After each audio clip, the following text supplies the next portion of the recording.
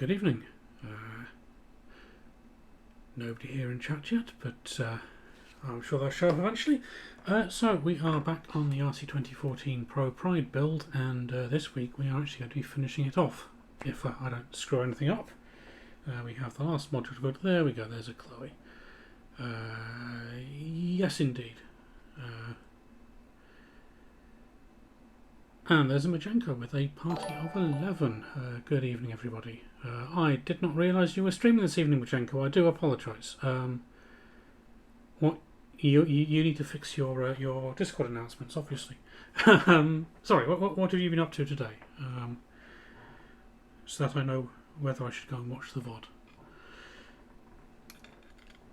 And more importantly, has your jaw stopped trying to fall off when you move it? Good evening, Swarmer. Hope you're well. So, the RC2014 as it stands, we have 1, 2, 3, 4, 5, 6, 7, 8 boards built, and we are missing the 9th, which is the digital I/O board. Hello, Jeepin. Good to see you. How are you doing, Majenko?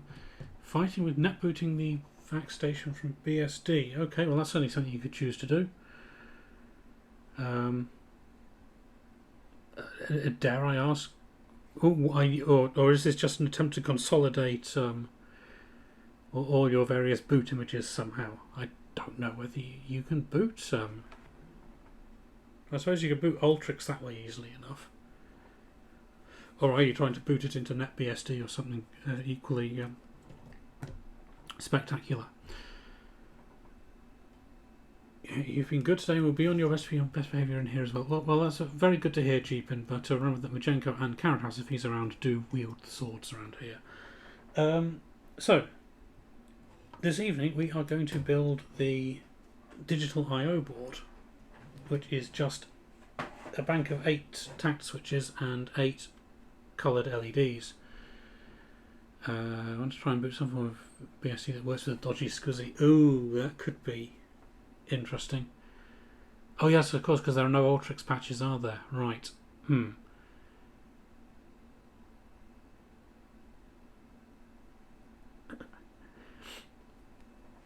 saying nothing, Jeepin.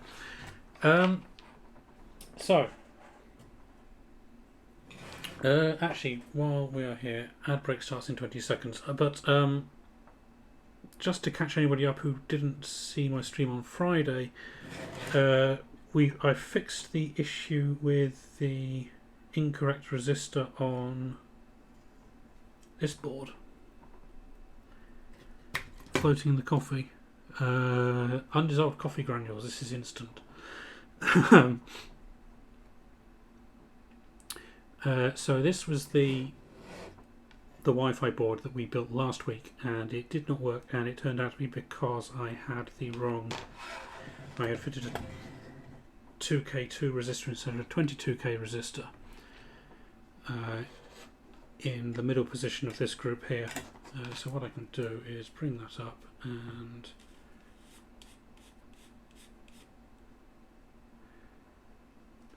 try and get it in the middle of the shot. So I think I managed to replace that without discolouring the board in any way, which is back a bit. Maybe there's a slight mark on the bottom. Come on, there we go. No, I think I got away with that.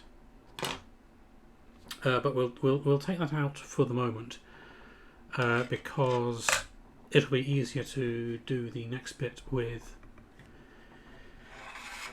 probably VGA capture, because there was still some oddity with sending characters to that. They get through, we could boot into CPM, we could see the output, we could type stuff, but it was somehow sending, I thought it was all ones, but it might actually be all zeros in between actual useful payload bytes. So we need to have a quick look at that and figure out what's going on. Let me just catch up on chat. 2 Weevils having a race. Yes, thank you, Majenko.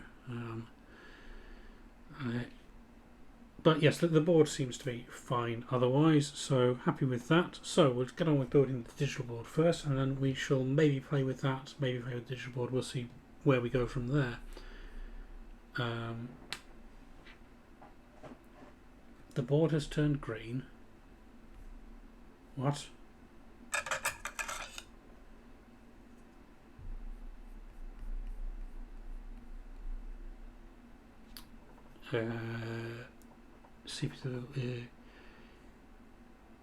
Yeah, I keep looking at the Z Pro and thinking that maybe I don't see any green.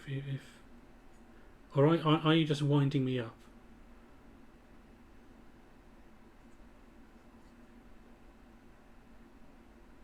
Okay, there might be a slight discoloration on the bottom pad there, but okay, thank you, Majenko. I can always trust you lot, can't I? Yes, I do look at the Z Pro, the Z Pro version, because a lot of the software seems to assume you have that and the ROM WBW thing.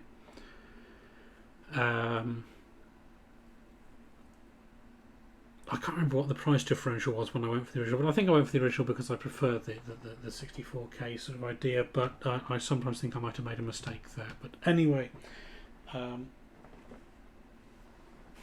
there's probably plenty of stuff you can do with this, and I don't know why I've done that. I want to put that down there. And then, of course, I can always replace modules if I want to have the big version. So, we basically need everything. So, we need that last PCB. We need all of those LEDs. There are probably going to be quite a bit of sundries in there we need. We need those 3 chip sockets. We'll stuff the chips later. We need those headers. And we'll need all of those passives. And we will need the all-important LED tester. And what we would also probably need, if I had engaged my brain, would be the website. So, RC2014.co.uk.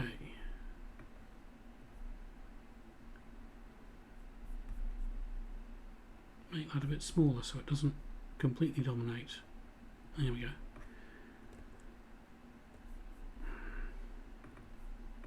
We want that one.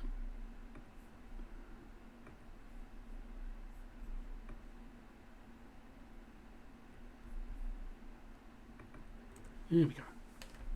So we are building, well, first off we'll look at the relevant Pride page, and we want the digital I/O module, this one here.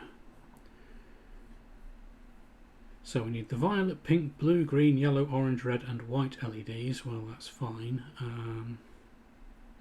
Switch cards, well, we're only going to have those switches left. Resistors are different to the standard I/O module, so that's fine. So let's take a quick look at the BOM.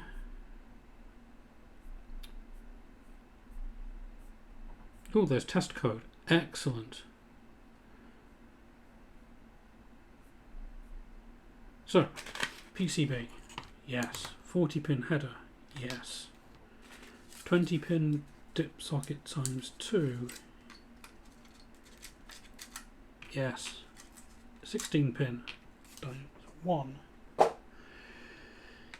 Chips, LEDs, tact switches. So the LEDs are in there. We'll deal with those later because we need to sort them out into the right order. And I had a plan for that and I have failed to follow through on it because I'm a muppet. Let's get that out of the way.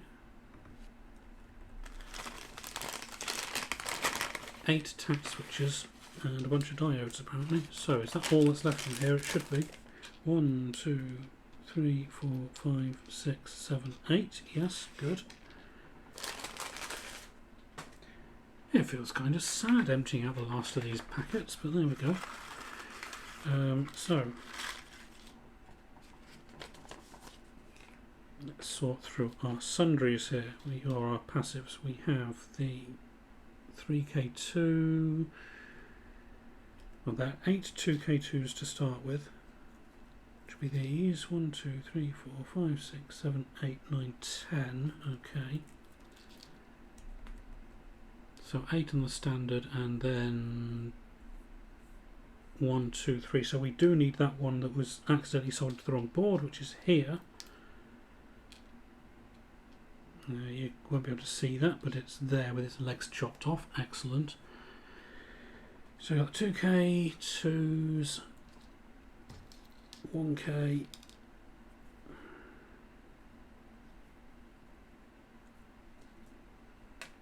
3K3, 3K2 times 2 there, yeah, that's fine. 1K, 1K, 1K, 2K, yep, okay, that's good. And we've got the 2 capacitors. And we have a 10K. Where does the 10K go? Oh, somewhere else on the board. Excellent, right. And then 6 diodes. We should have 1, 2, 3, 4, 5, 6. Good. We have not lost any parts. That is excellent news. So let me just go back to OBS.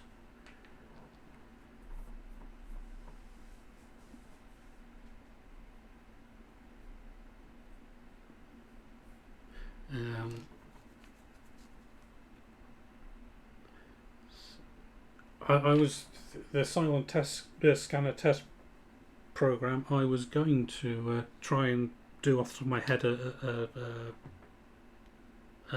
God, what was it called? The one on kit from Knight Rider. Is it Larson scanner, something like that? But anyway, we shall see when we get there. So what do we want to start with? We don't need to pull any bits out of that, so that's a good start. We want to start with the diodes, I imagine. Let's see if we can figure out where they're supposed to go on the board.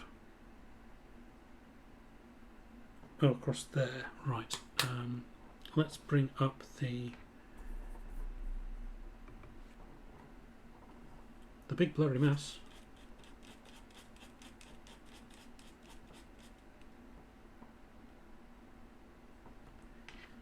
So there's a row of diodes there.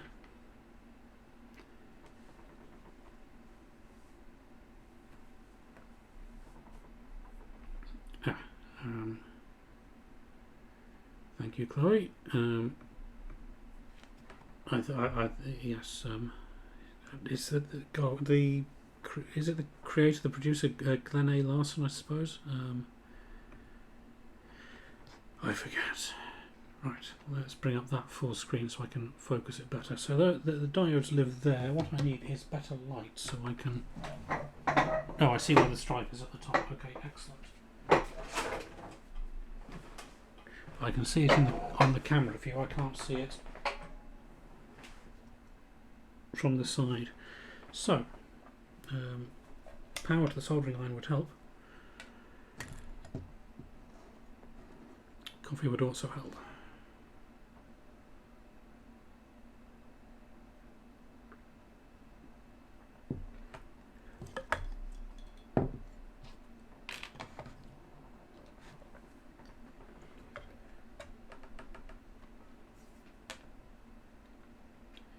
Plug the iron in properly. There we go.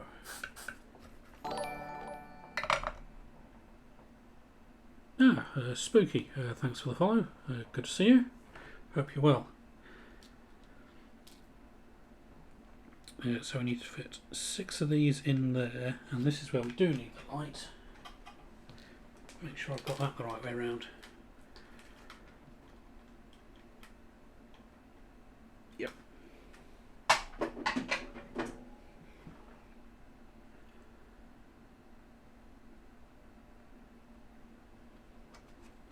I daren't click the link, Chloe, in case it's like one of your vibrators.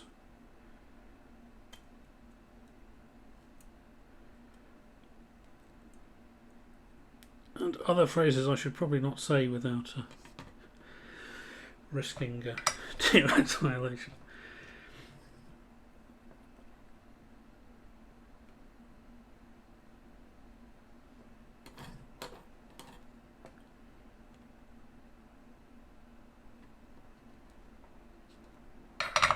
Okay, did that completely off camera, I do apologise. So, repeat the exercise 5 more times. 1.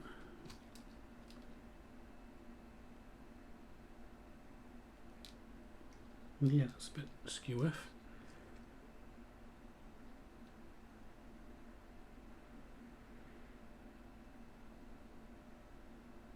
I'd completely forgotten until the other week that I have my IRC client lurking in chat all the time for no particularly compelling reason, except that means that the link shortener I have in WeChat is picking up all these links, so I can find them after the stream really easily. And it's taken me 4 months to realise this. Oh well. No.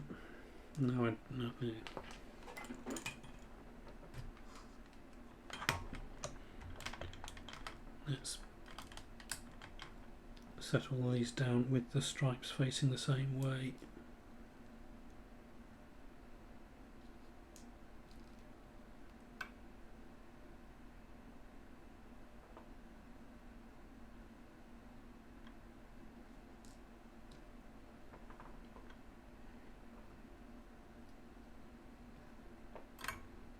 Right, there we go. Of course, unlike the resistors, that is not purely aesthetic. It would be a bit of a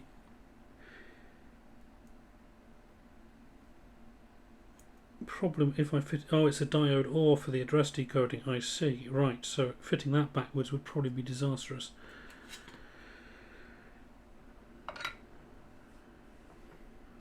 Out of fresh orange and lemonade. Oh dear.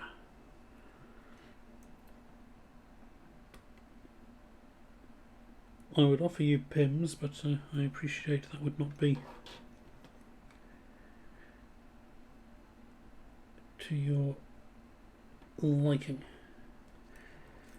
But it is a fine thing to do with lemonade, if it is to your liking.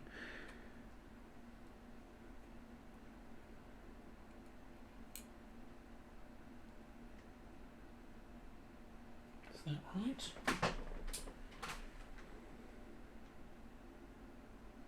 No, having said I'll put them all down with the stripes facing right. That one had the stripe facing left, so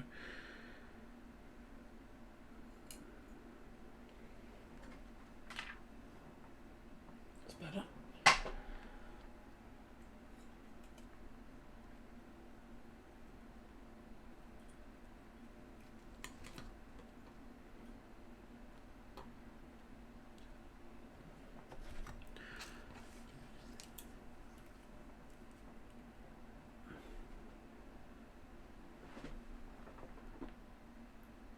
A raccoon going slosh, I see.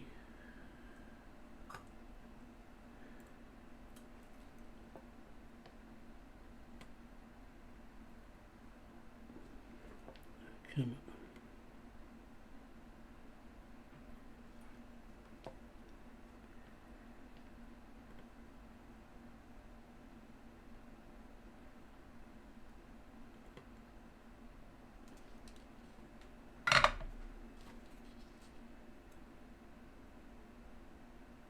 Should be okay.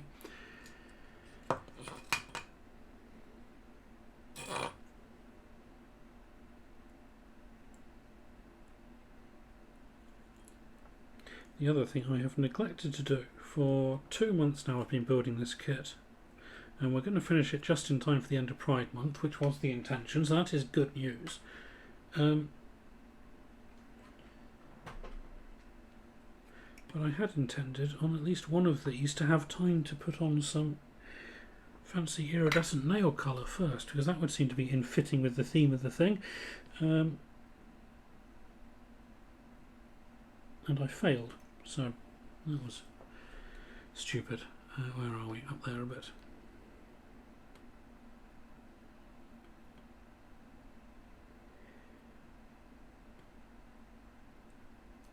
That's more like it.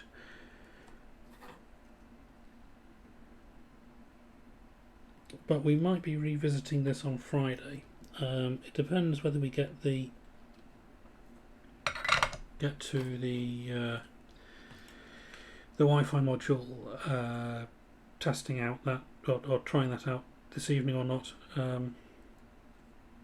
It would seem fitting to round the month out with doing some more tests and playing with bits of software on it on Friday. So let me know what you think of that, folks. The alternative is to go back to System 1 and do the... Well, no, there are two alternatives. There's that... Three options. There's play with this a bit when it's finished. There's take 2 of last Friday's abortive stream with the 4th patch for System 1. I realised my mistake. It was embarrassing. Or we could go back to the LA50 repair, although I don't know. No, I haven't bought the relevant replacement chip for that yet. And also I still have no real idea where to go next from that. So, I don't know. I think RC2014 on Friday, unless anybody would desperately prefer to see System 1.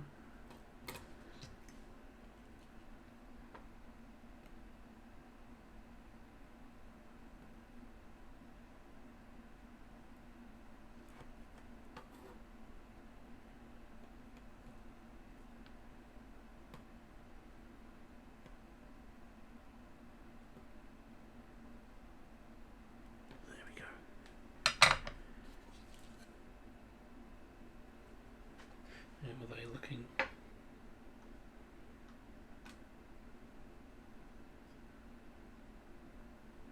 Should all be fine.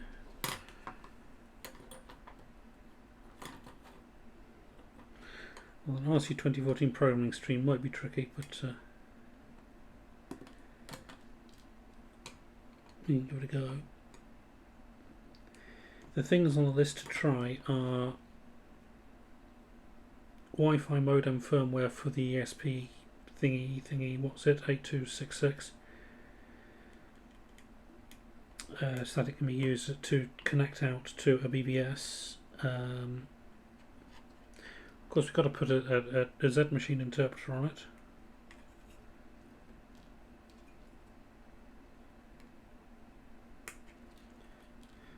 I wouldn't mind trying to put small c or something on there for a laugh.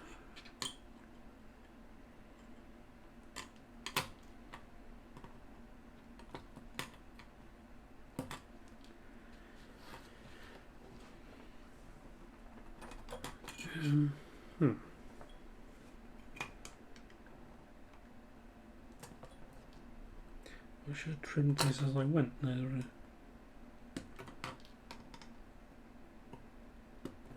Big pain.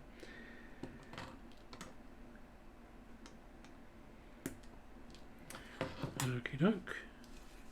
So that's our diodes done for addressing.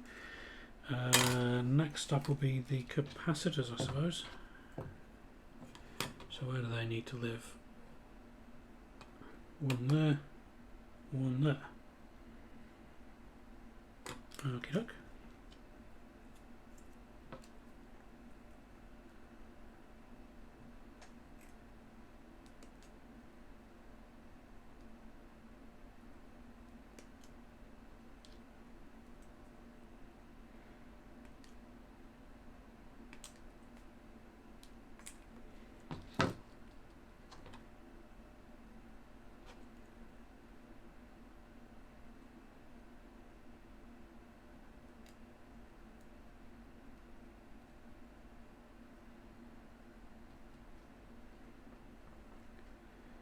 Double check that is marked.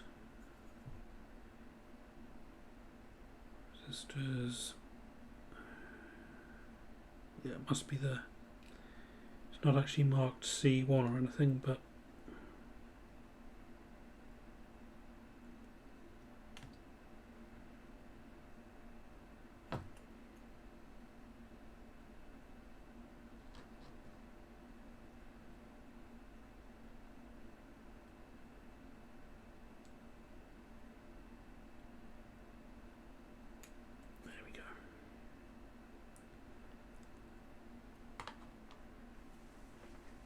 Yes, I can see why, Chloe.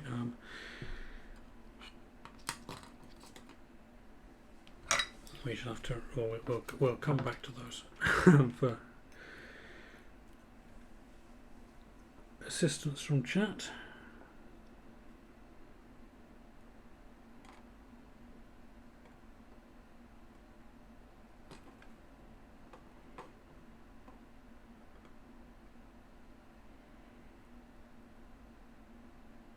Okay. It's not gone according to plan.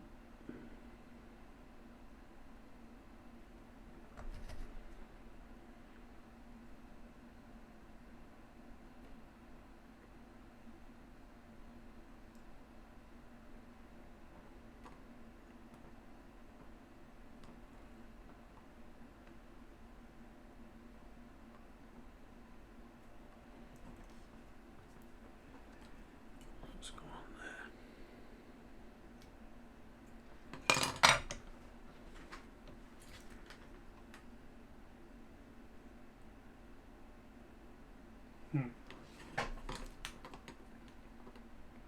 That one's proving a little stubborn. Well,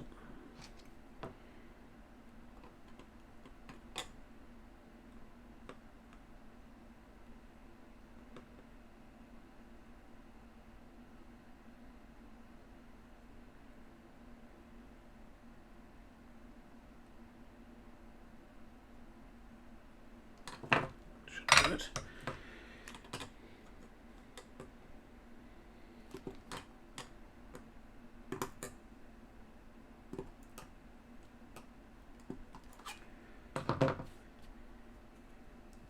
Okay, let me just have a quick scroll back through chat.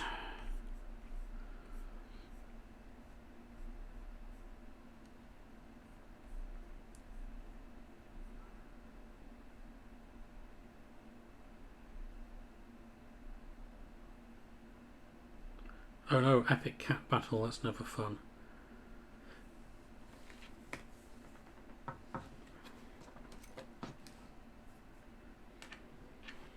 I was very surprised yesterday evening when I went out, nipped to the shops at about, I don't know, 9:30, something like that.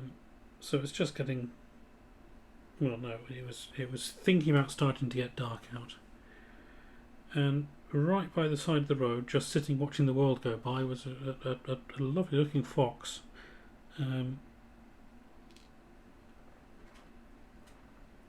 Don't you see them running across the fields occasionally, or across the road? But just sitting there watching is a new one on me. Right, so 2K2 all the way along there, and we'll fit one at the top there. This stubby one that went in the wrong board initially.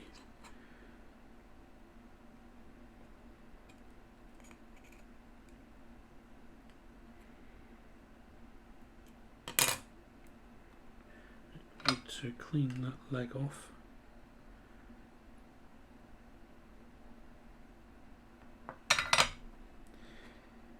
Attempting not to burn one's fingers too badly in the process.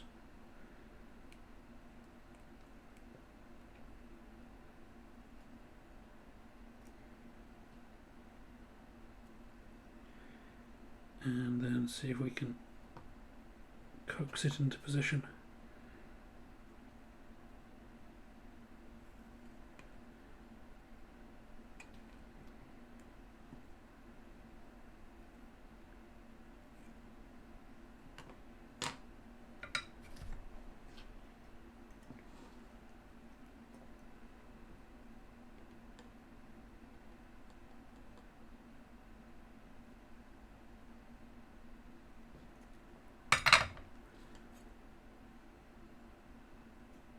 There we go, not too bad. You'd never know I completely mucked that up first time round, would you? Where is it? It's that one over there.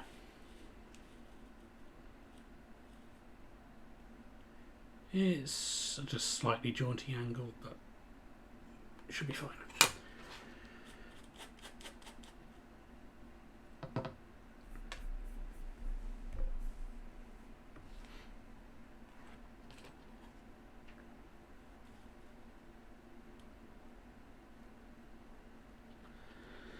So let's work down the list on that side. 1K next. That should be one of those.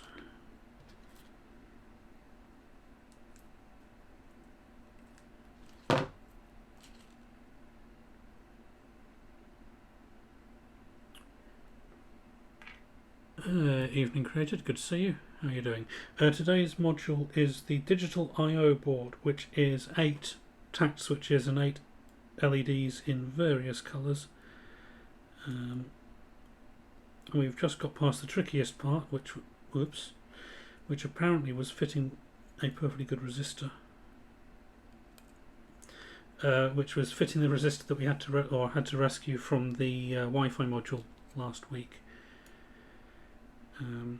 Having fitted the wrong one because there are no spares in the kit. And then once it's up and running, we apparently have some test programs to run on it, so that'll be fun.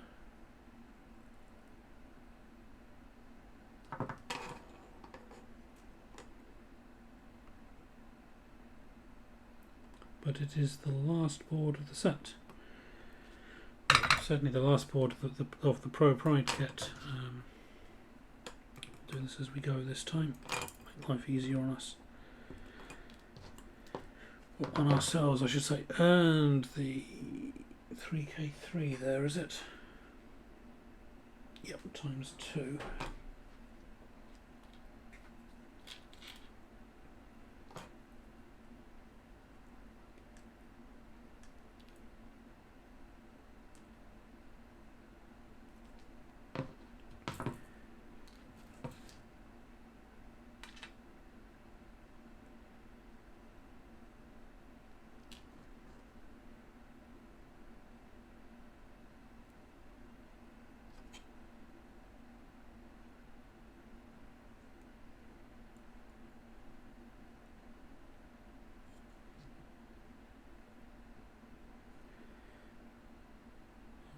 Is that? Yes, that's right.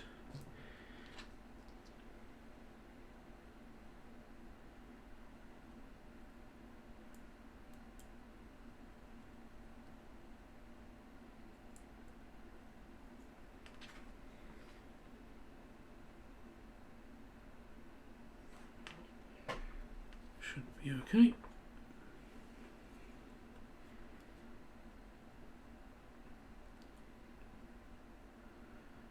You found a machine lying around, have you, Chloe? In need of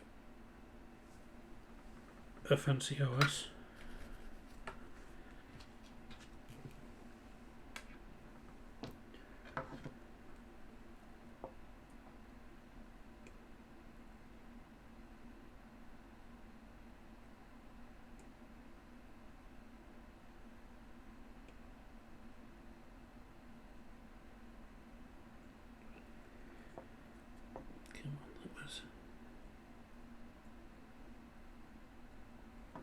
Better.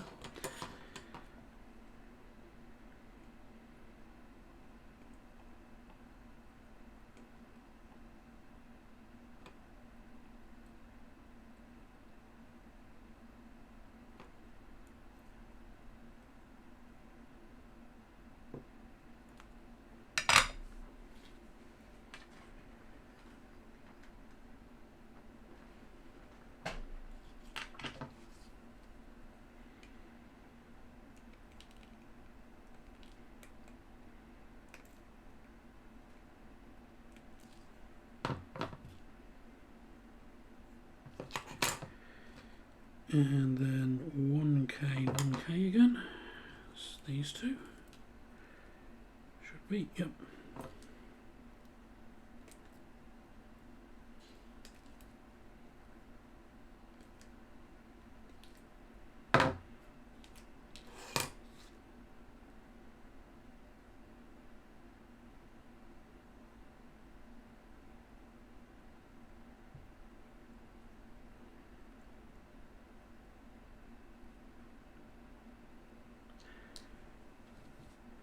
I see this was a machine that had gone to ground in your bedroom, had it?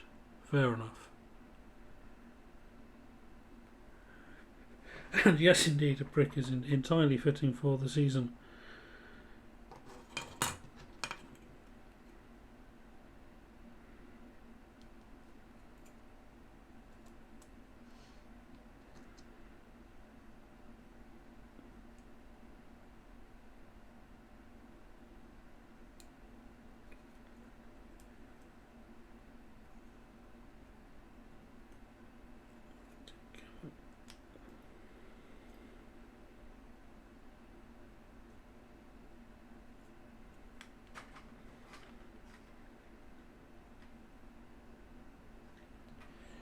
It's weird, these 1K resistors have slightly different, well, obviously different markings, but they seem to be slightly different shape. Must have been a different vendor or a different batch, but never mind. Yeah, it's not like any of the well, the VGA boards, certainly they were not exactly in a nice straight line when I finished with them, so it's fine.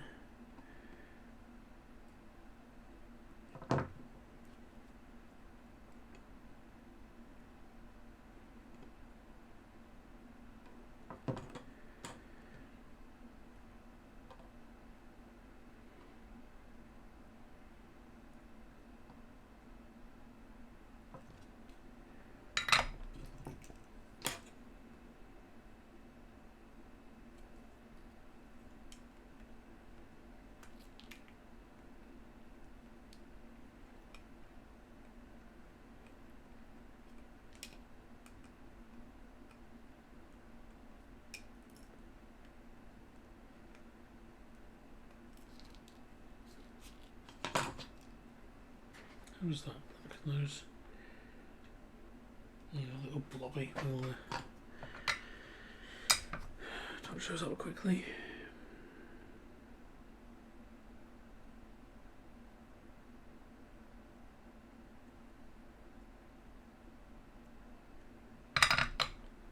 Might be better.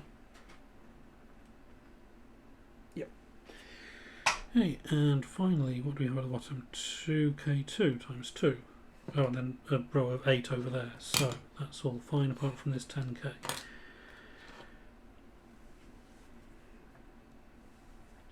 So let's just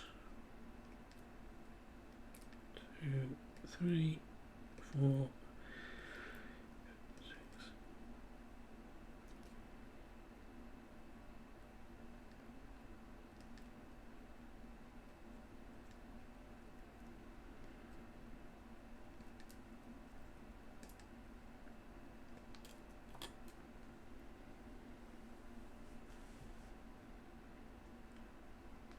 Ah, you're a dog sitting again, aren't you, Majenko?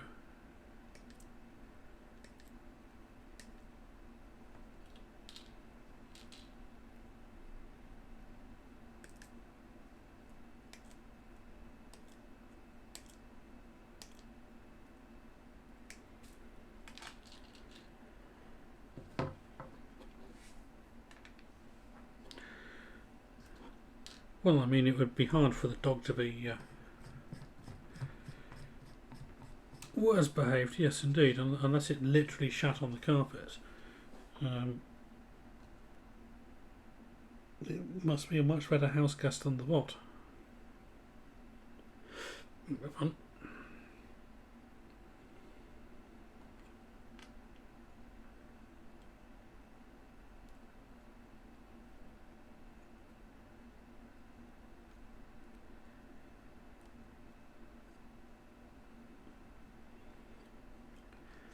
One and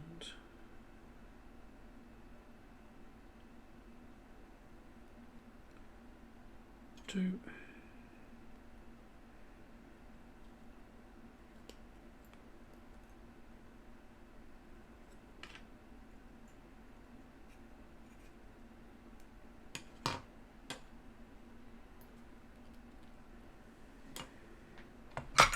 Where are we? Soldering iron.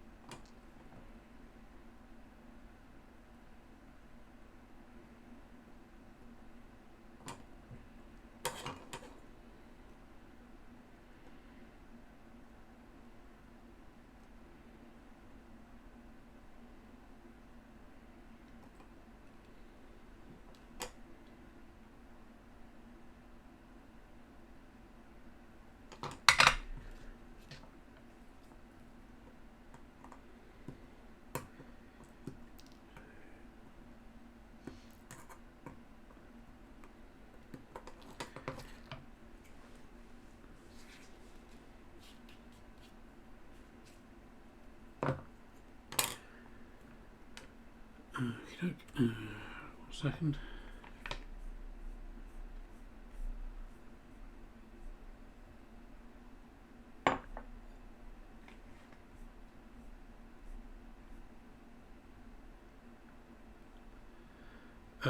So just catching up on chat. Chloe, am I glad you made me label them when you tested? Yes, I am indeed. It made life a lot easier. What I should have done is done something similar with a sheet of paper and the LEDs, but anyway, that's what I intended to do before the start of today's stream, so I could take them all down and then work it out once. But no, we'll just pick one up, figure out what colour it is, and figure out where it goes on the board. That seems to be the sensible way to go about it.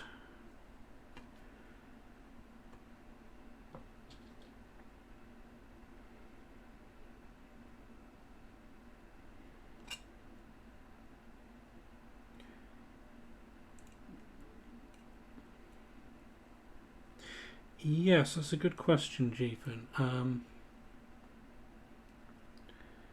I should ask Spencer myself.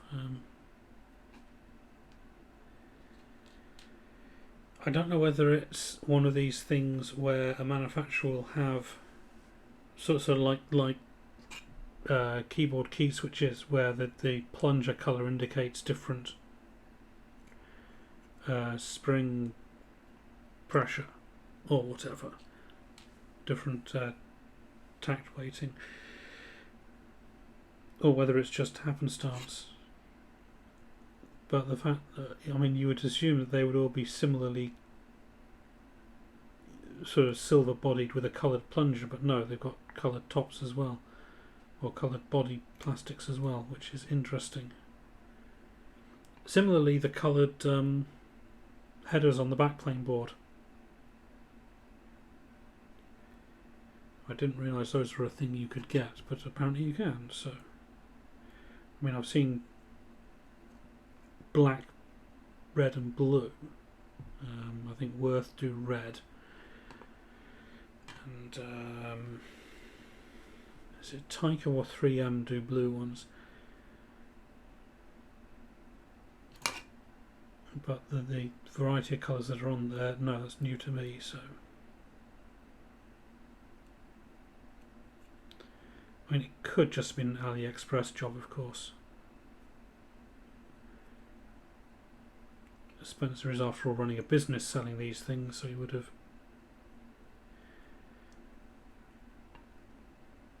been able to invest some time and money in sourcing the things. But I think there are only, I can't remember how many of the Pro and Pro Pride and Z Pro Pride kits he built or kitted up. I have a feeling it was something like 10 of each times 4 weeks or something.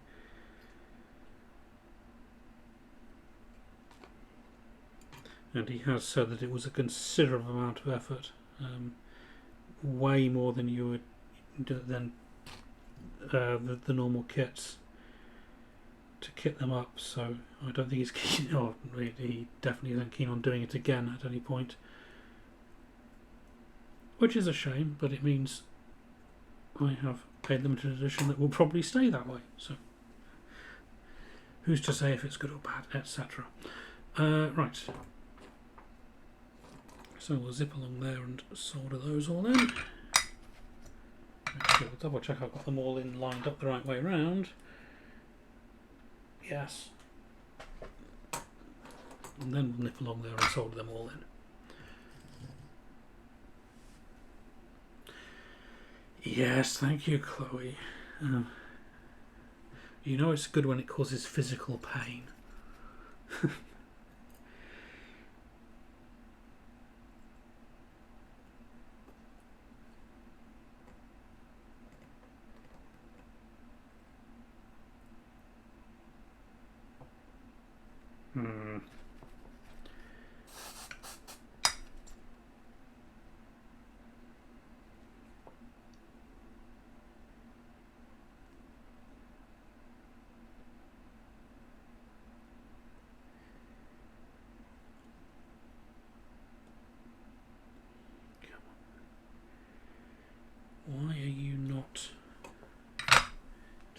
solder. Should I have wiped this down with...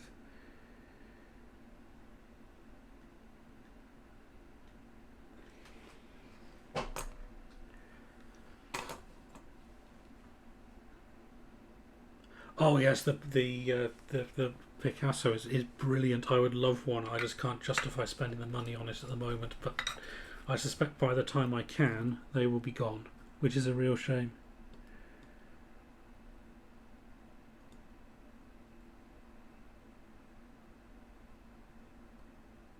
Mind you, what I would do with it when I have a full-blown Pro, I don't know, but it looks cool.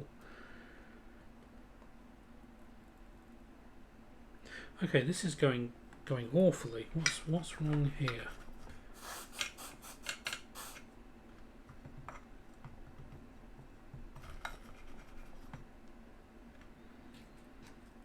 Let's re-tin the bit.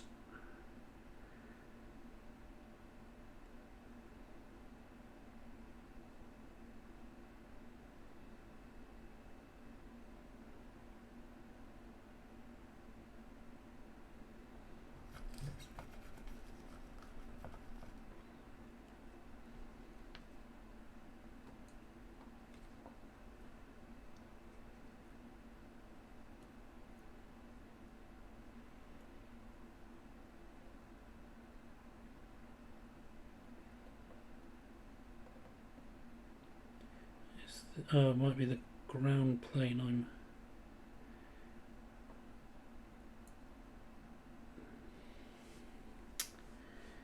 Damn, I think I made a right mess of that section of the board there. Oh well.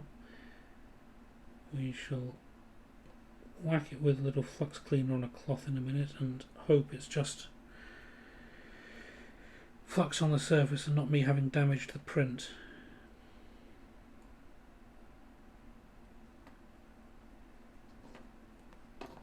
And you can't see, sorry.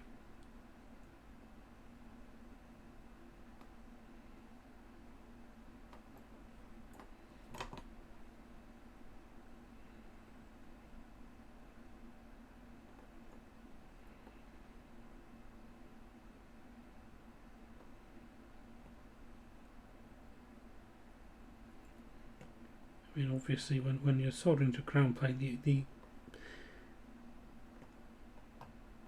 temptation is to crank the heat up, but as has been mentioned, these die subboards will not react kindly to that, and it'll burn off the dye for the fancy coloured PCB. And I put a solder blob there just to make life really easy on myself. Let's have a look.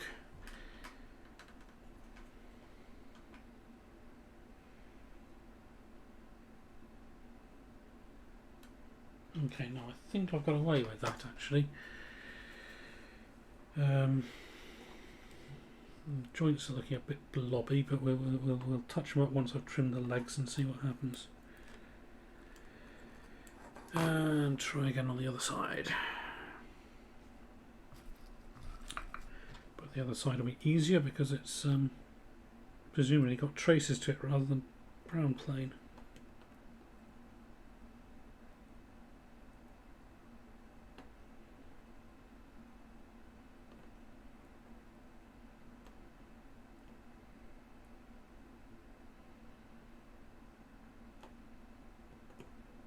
Much better.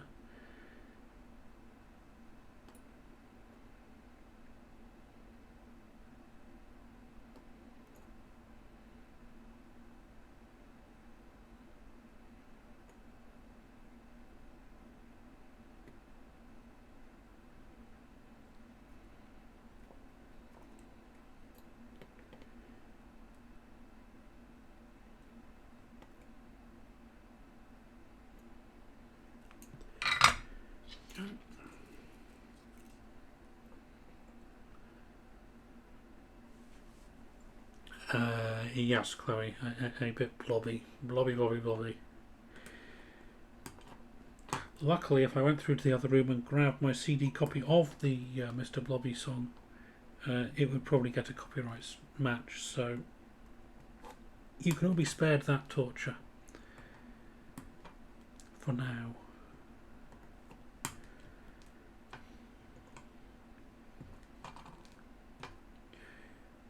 Actually, I don't even know if it's on my shelves anymore. It might have met a fortunate end.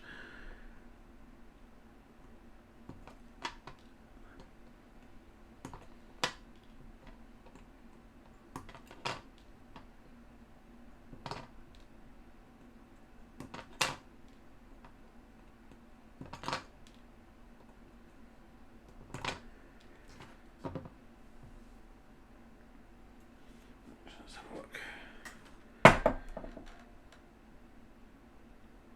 It's all fine, and we'll just whack these quickly with the iron and see what happens.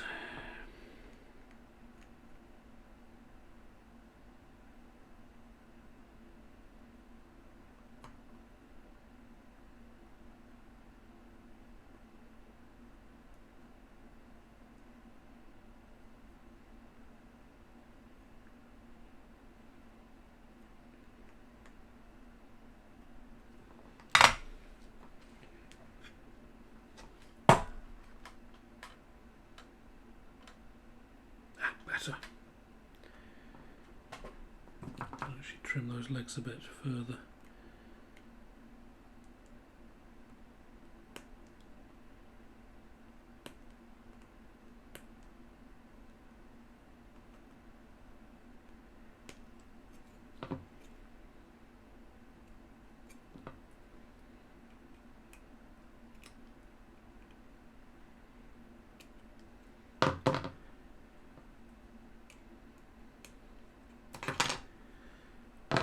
Right, so we have one last resistor to do, which is this 10k jobby. I think it should be a 10k jobby.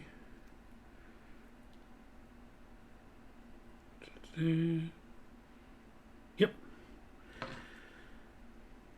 It would be somewhat annoying if it hadn't been. And that can live down here.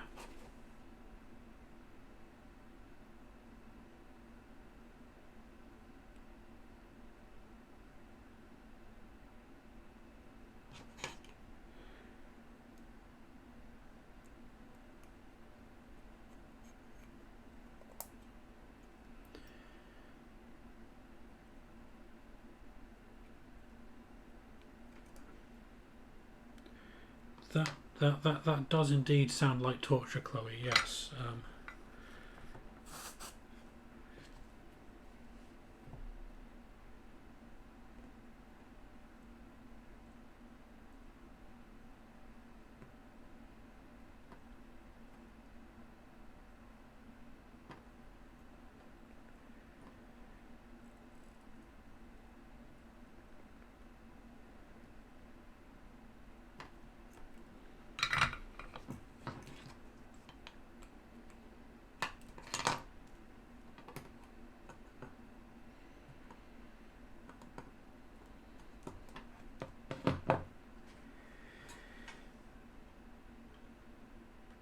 Right, well, not lovely, but sufficient. So, what do we need to do now? We do not want the LEDs, they're the tallest thing on the board. The tact switches are going to be shorter than the IC sockets, but taller than the header strip. So header strip next, after we've remembered to cut one blob off the end.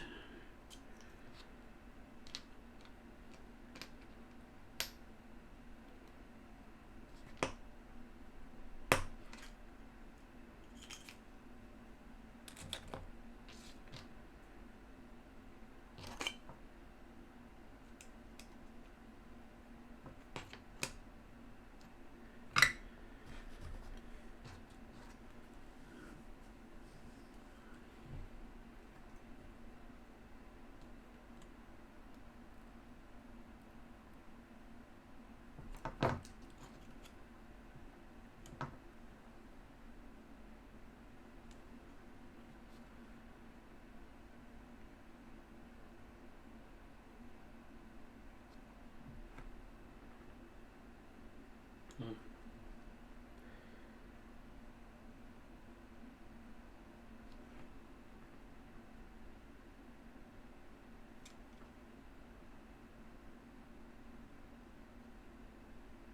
That looks roughly square to the board.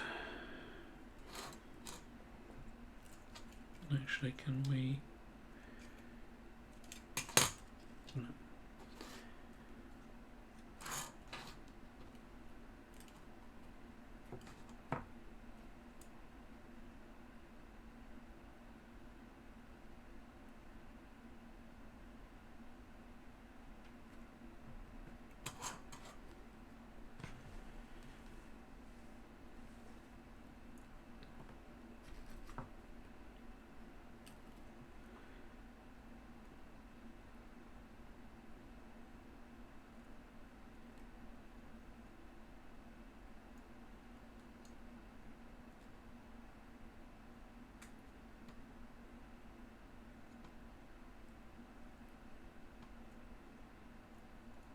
As always, folks, if you want me to press the button and turn the background music on, just sing out in chat, and I shall do so.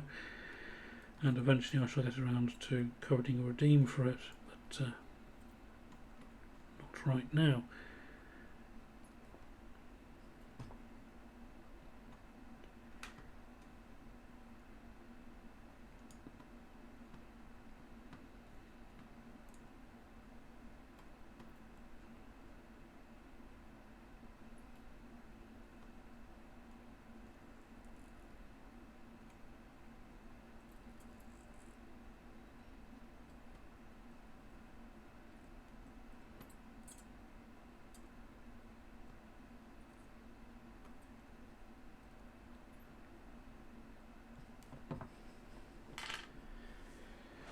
Oof.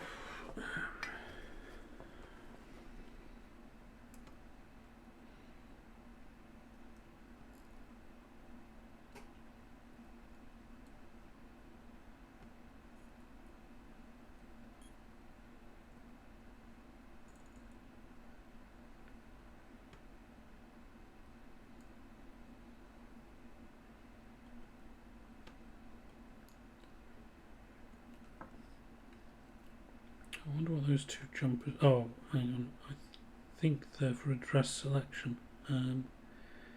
We shall consult the web page in a minute. But I don't have any jumpers to fit to them, or header pins to fit to them, so we shall ignore them anyway. Just want to make sure it's not like that link to enable that I missed on the Wi-Fi board last week.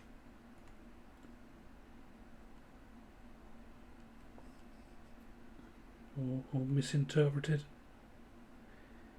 I thought it was an enable link for external reset or something, because it was right next to the reset button. But it turns out the board doesn't work without it, so...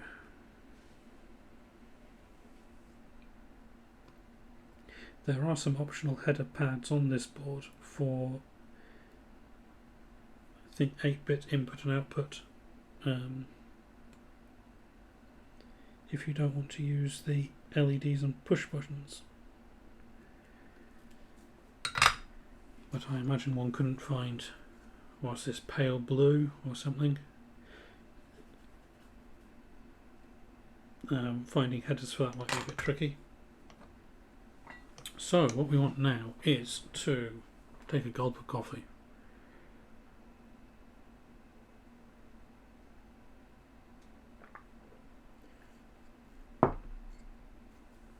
Yes, Swarm, that is a tricky question, isn't it? Cats, it depends what sort of noises the cats are making, I suppose. Some of them can scream. Or is that foxes I'm thinking of? But an absolutely blood-curdling scream.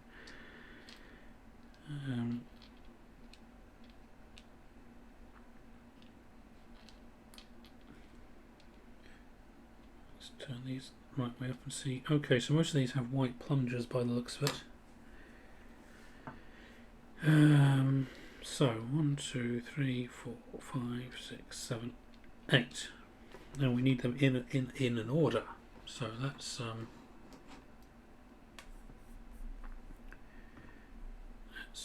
press that button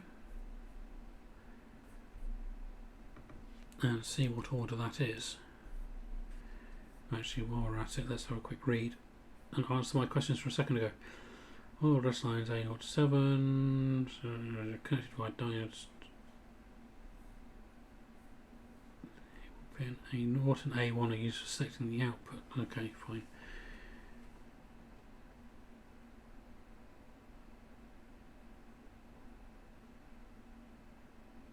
Typically port 0 will be used, but this is selectable from 0 to 3 by soldering links where indicated on the PCB. Okay, so that's fine, we can ignore that and it will just sit at 0.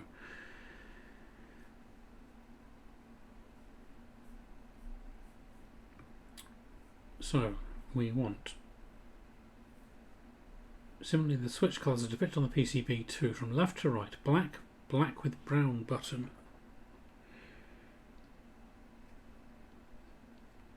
I think that's that way around. I shall get rid of this so you can help me out. So, I think that one is black with black button.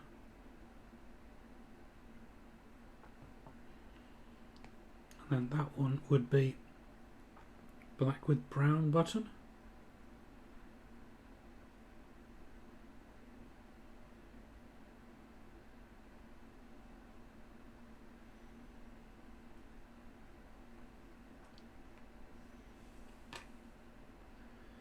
Excellent. So now we need, and thank you Swan by the way, blue, green,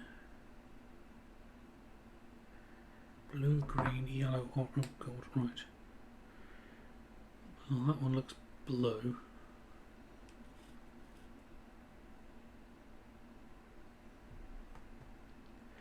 So we need green and yellow.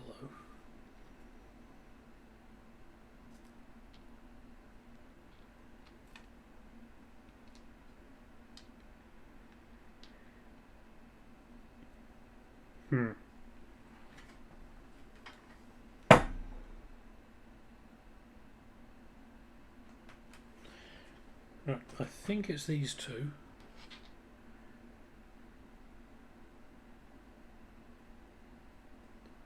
Oh, Majenko's being rude, is he? Okay, fair enough.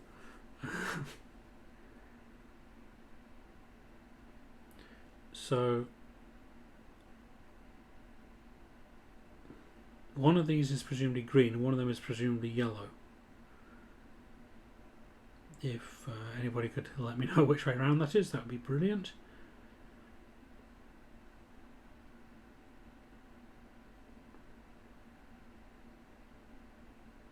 Left yellow, so that one is the green one. Ah, excellent, Majenko. That's most appreciated.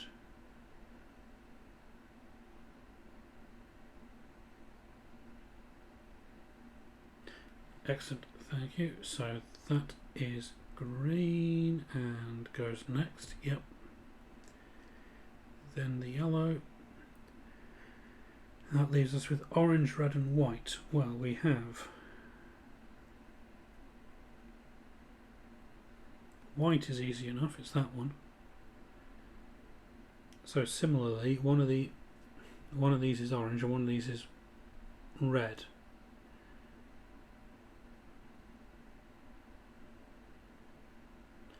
TLS handshake while talking about Discord and YouTube. Well, that sounds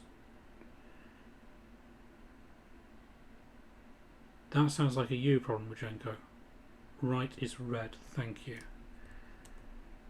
Red. You absolute pillock. Right. Yep. Okay, good. So those should now be in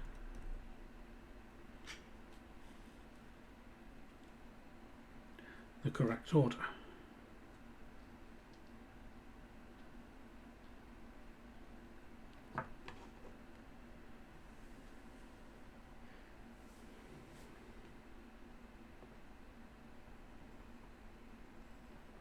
Yeah, it might just be a bit dark in here, Swarm.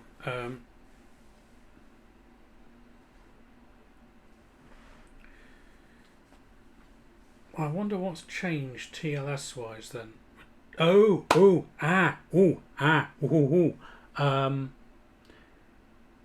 There was a change a couple of weeks ago. A new certificate transparency log launched, and it uses the new sharded, I can't remember what they're called, lists, rather than the old traditional single list, which means that its entry in the certificate transparency list that Google maintained and various other people has an empty field where some libraries expect to see at least one list.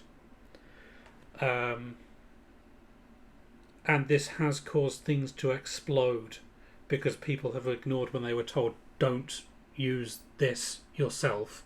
This is for our internal use for our libraries. If you want to do this certificate transparency validation, you should be doing your own, maintaining your own list of transparency logs. So that is a thing. Hopefully I've given you enough keywords there to have a look, but it wouldn't surprise me if some library was pulling in the Google CT list, CT log list, and blowing up because there is an empty field there where there wasn't one before. That's my guess anyway. It could also just be that it's bollocksed.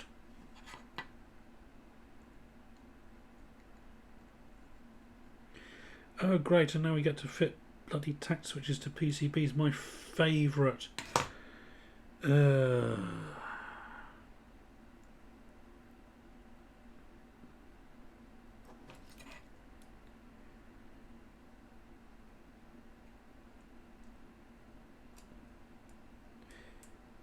There's definitely at least one library that was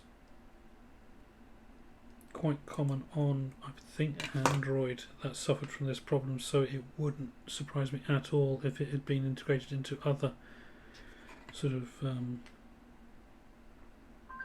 platformy things. But hang on, no, if you say you only get TLS errors on YouTube and Discord but not Twitch, maybe that's not it then.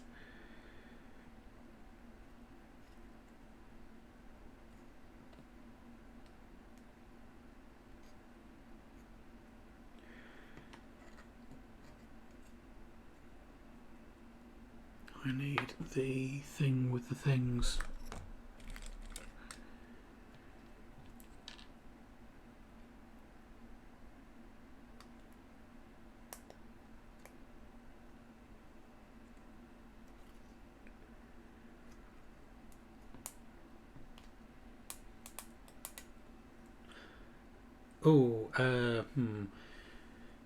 Yeah, so it wouldn't be an error in necessarily in the TLS stack itself. The CT logs only really come into play when you are attempting to validate the received certificates, and that's usually the stack doesn't usually care about that beyond the basics. It's usually outsourced, and if you care about CT log validity, which is debatable, but if you do, then you would handle that yourself in a callback typically. Certainly when I've done it with Embed TLS and OpenSSL, but some part of the stack might be doing that validation unbeknownst to you.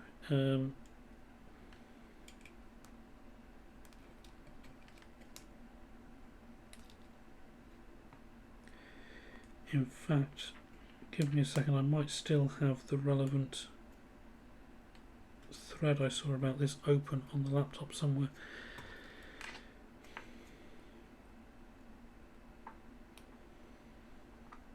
I'm not convinced by these footprints.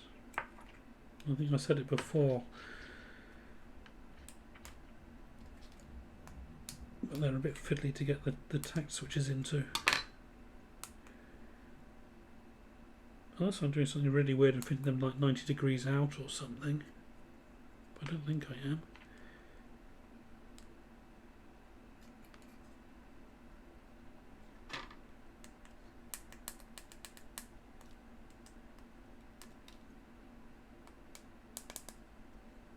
Let's check that. No, definitely not.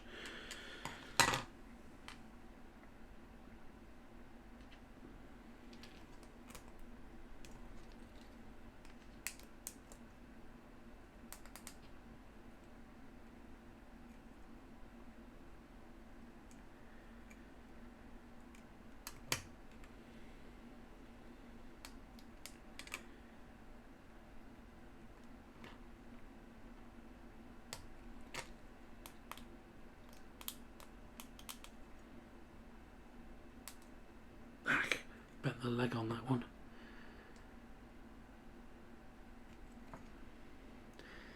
Yeah, Chloe, that's always exciting. The never-ending changes to requirements. What the hell? Oh, I accidentally pressed the button on my earpiece and it started playing the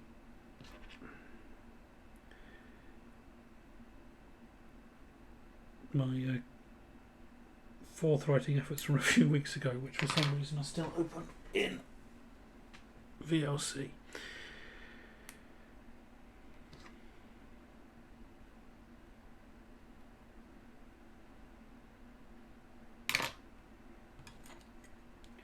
Okay, let's try that again.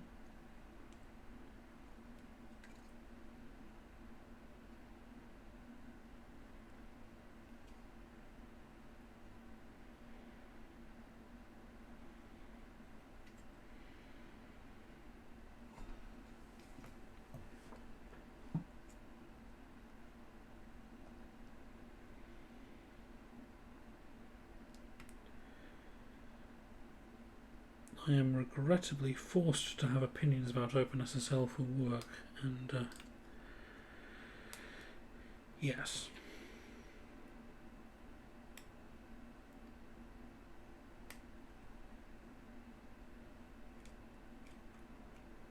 Damn. I made a right pig's ear of this.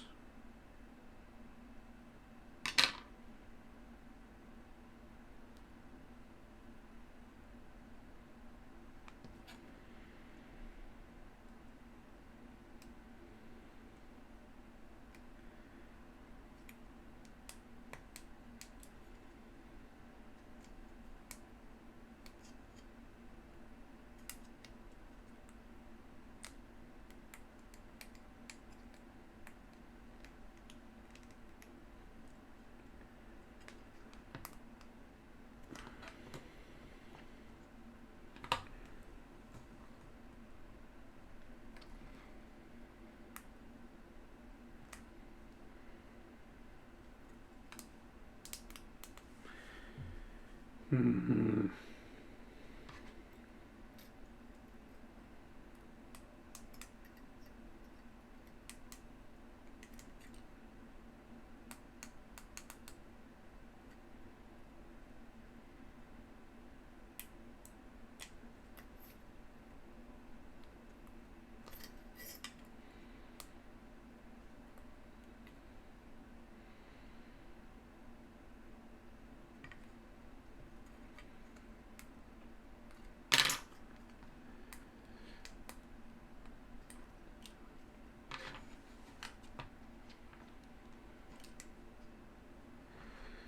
Great, that's not sitting at all flush.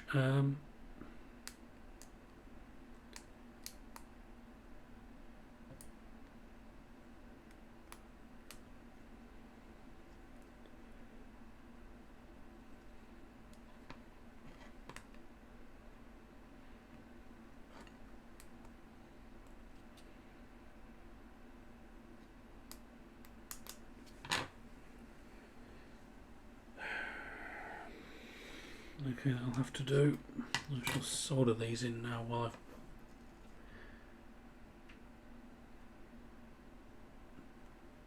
which make buttons. You might be right there, actually, Swan. Anyway, let's go with this.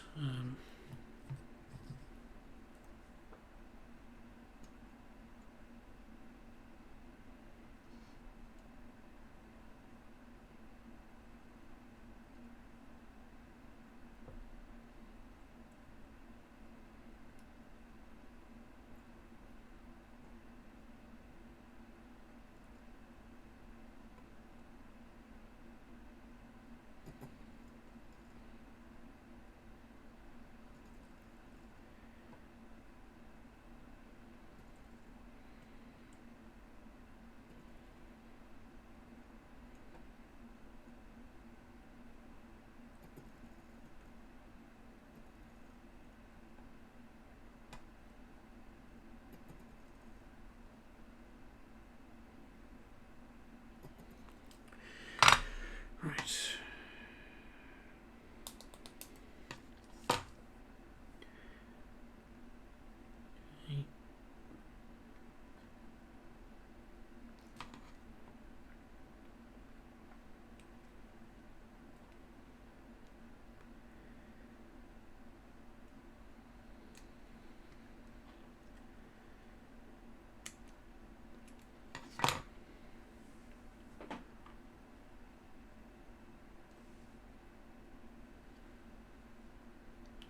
I would be somewhat amused if Twitch had managed to make these buttons rounder, yes.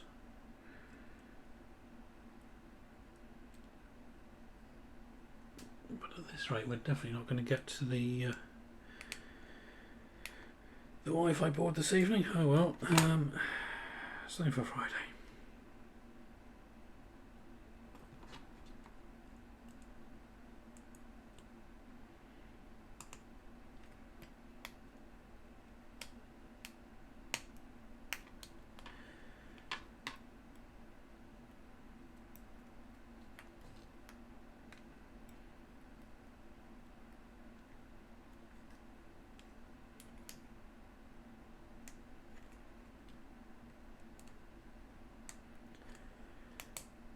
There we go.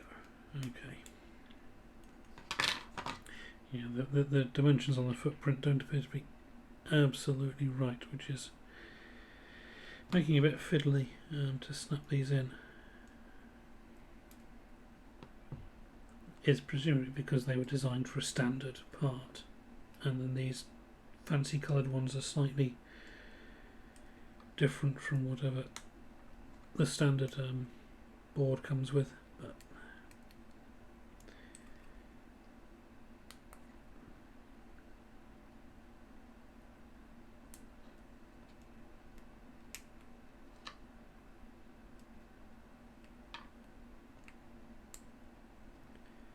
it's the problem when the sort of so-called standard sizes are basically just what manufacturers gravitated towards and ended up being close enough with. There we go. That's better. Getting the hang of it now.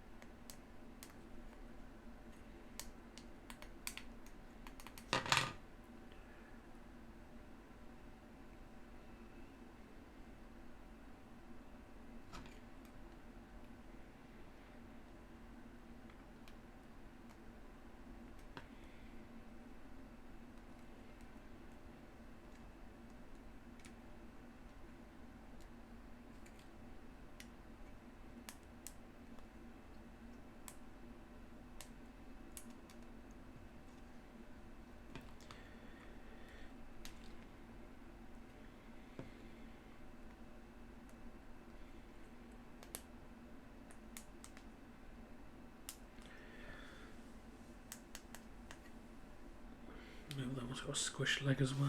Whoops.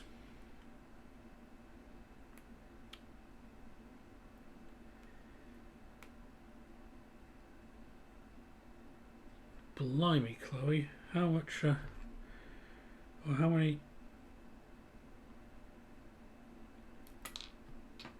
computers is it possible to lose in a...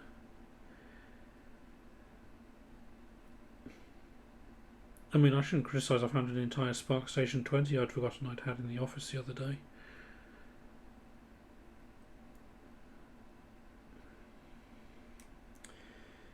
On which note, there is potentially going to be a series of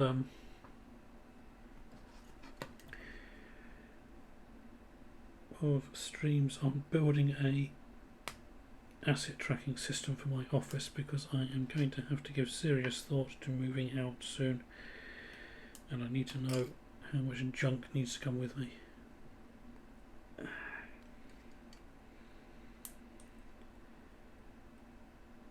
But those might actually be daytime streams if I get bored.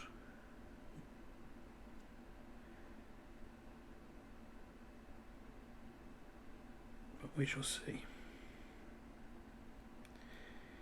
Yeah.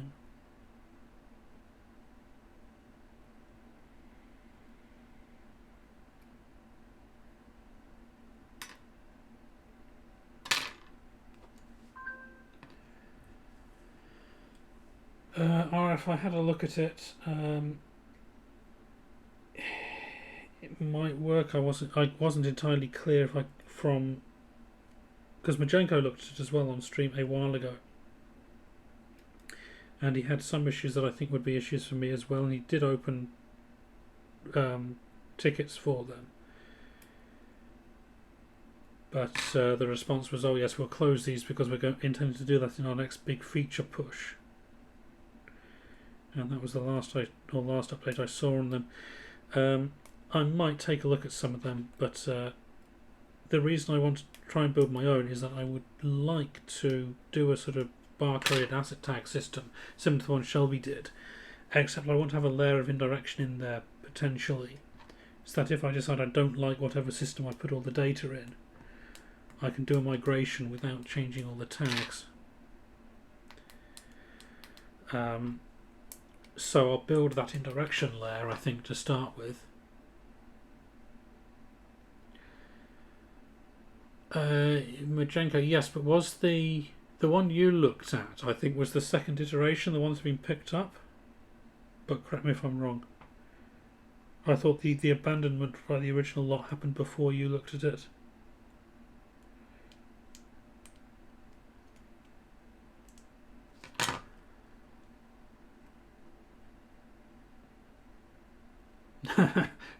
Farm it out to a PHP script. Oh, so that honking that was in my ear just now was you, was it? Hang on. No, don't switch to. Yes, 2 Majenko Twitch notifications. It's Tuesday, where's Ben? I'm over here. Stop trying to usurp my audience.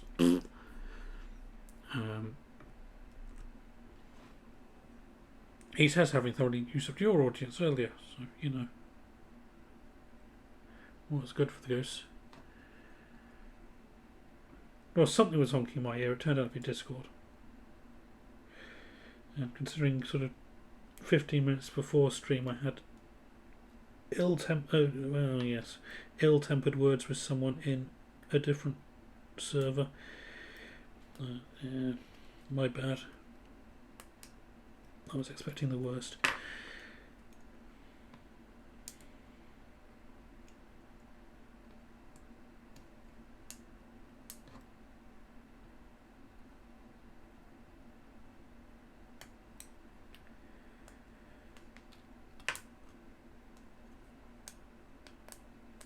Right, there we go. Those are now all in there and mostly lined up, so let's...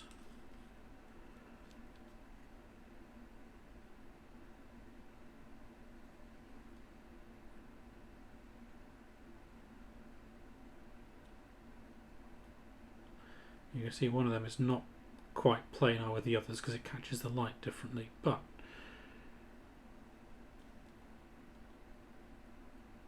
nice row of switches.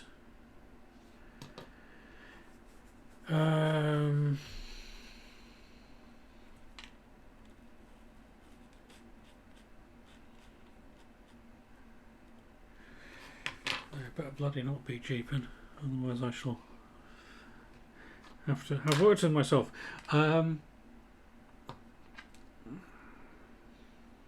Check the colours again. Oh, remembering that I was holding the board the other way up. So that should be, according to the list, black with black, black with brown, blue, green, yellow, orange, red, white.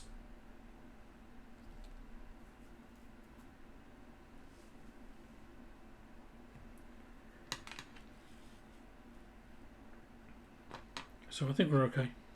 I shall zip along with the old soldering iron there. What? No. Okay, fine.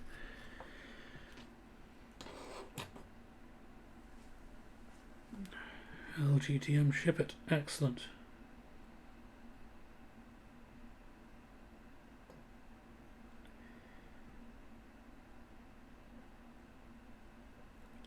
And then once these are done, it is the IC sockets, and then finally we get to do the same exercise with colour differentiation on the LEDs.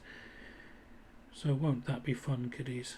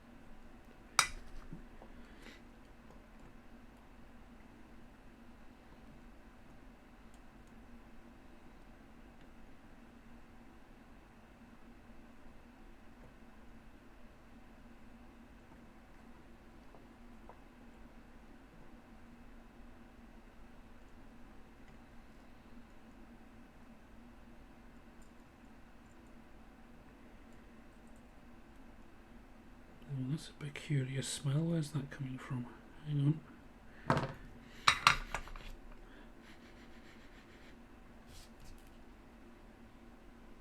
on. Something smelled a bit melty there.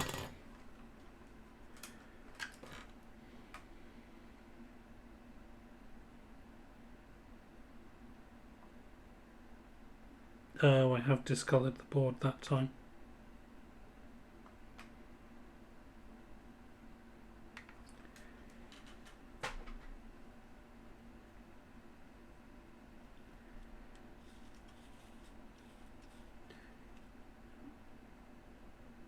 Just there, that's looking a bit...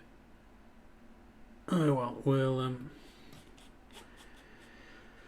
as I said, we'll hit it with some flux cleaner later, see if that brings up any of it. And then we just want to pop these in. Ouch, I've gone and bent the pin on the backplane connector. How did I do that? Never mind.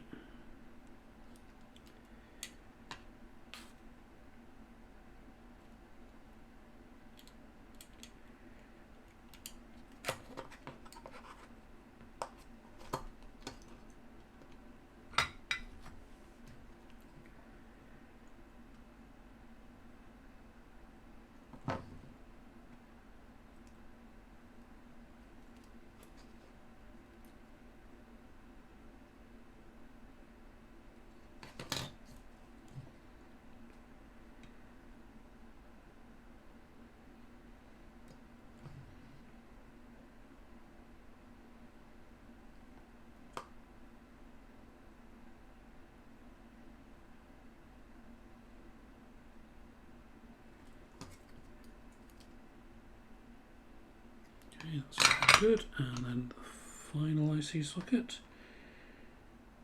on that end.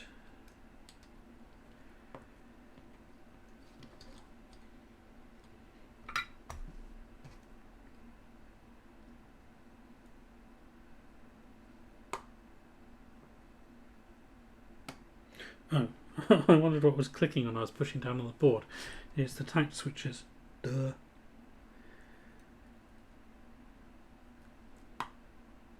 Pushing down on the board just to make sure that the IC sockets are nice and flat.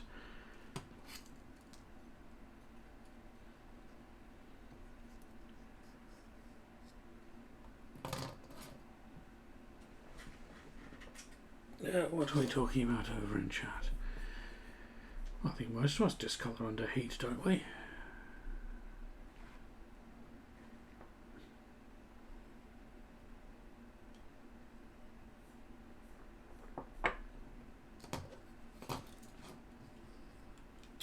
And nip along those sockets quickly.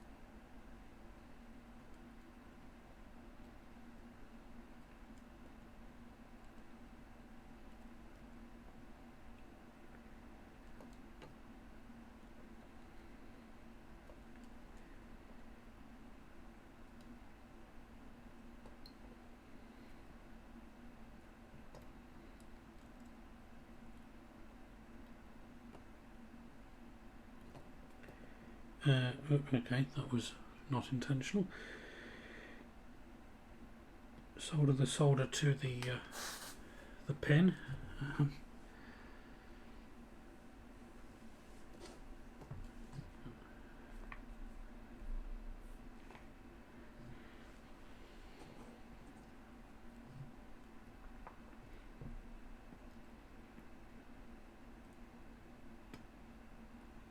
What are you threatening to do to the bot now, Chloe? You've given up on attempting to shoot it.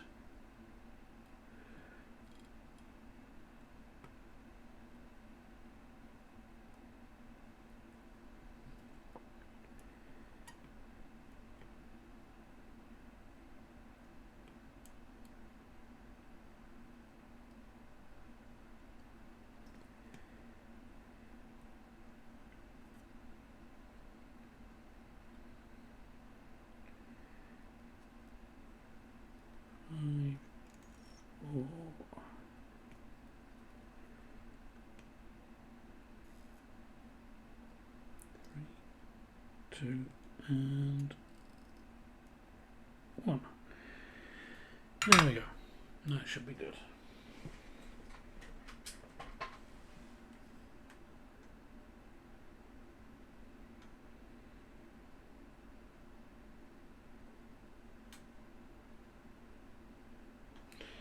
Okay, so now we have the ultra fun bit of sorting out the LEDs. So we are looking for left to right, violet, pink, blue, green, yellow, orange, red and white. so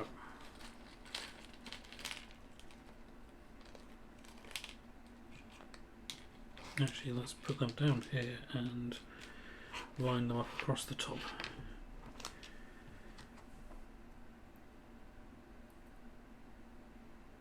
That one I'm guessing is red.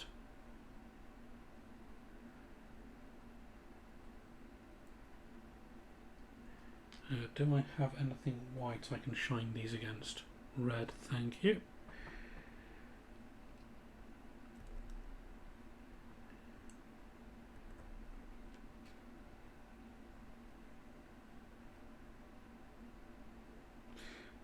Probably white. Hard to tell on stream. Yes, okay. Yeah, so we'll do our best. That one, oh, that's some sort of pink or violet, isn't it? That's going to be really difficult to show up on stream.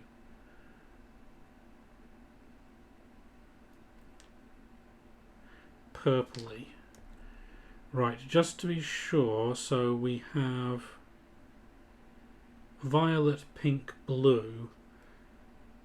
So purpley is distinct from pink, right?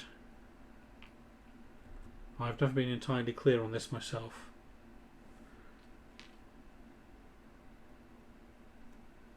And that one looks blue to me.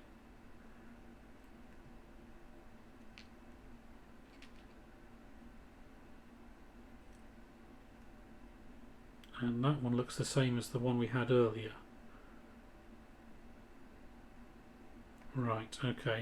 I think that one's probably orange.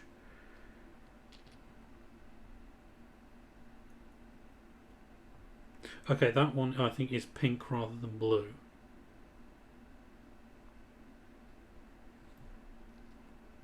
So that leaves us with the violet one, really dim, so makes sense. Pink one, yeah, and blue one, yeah, okay.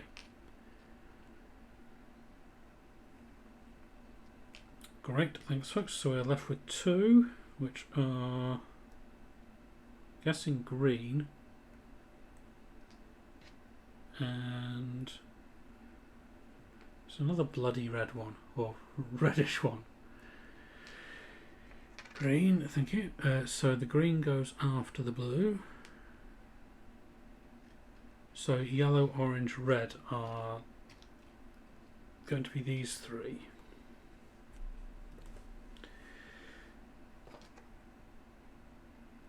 Okay, that one yellow, you reckon?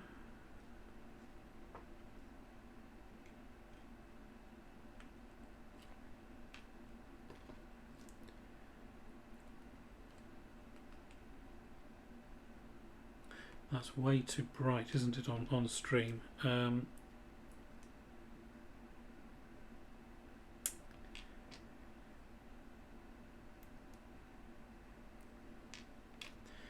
What I need to do is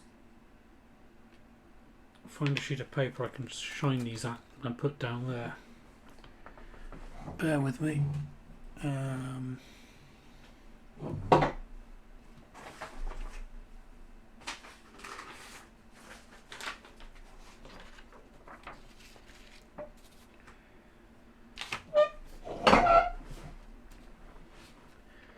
Those were ordered yellow, red, orange. Well, I might have scrambled them putting them down, so let me just double check them again.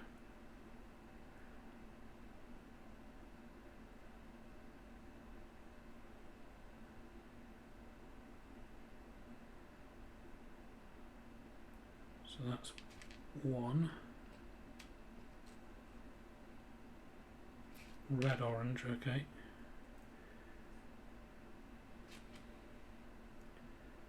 It looks completely different on camera, that's the problem.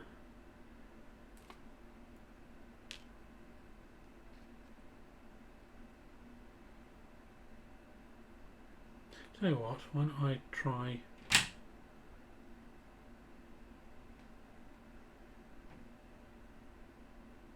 No, it still looks too different.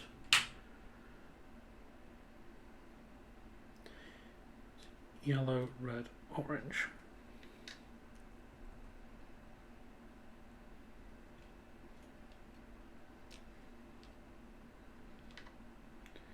So just to be, yeah, okay, makes sense.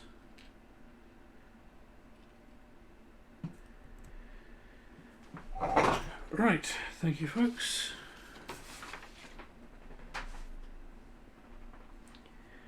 Of course, the hilarious extra issue here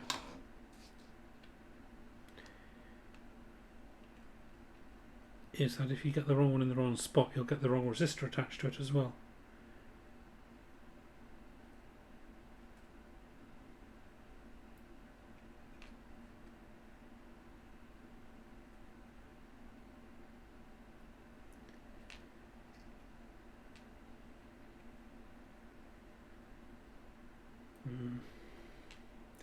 Yeah, it's good. Oof.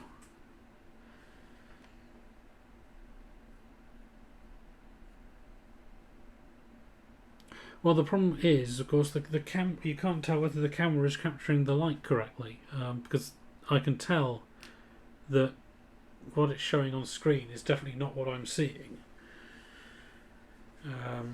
So it's all a bit.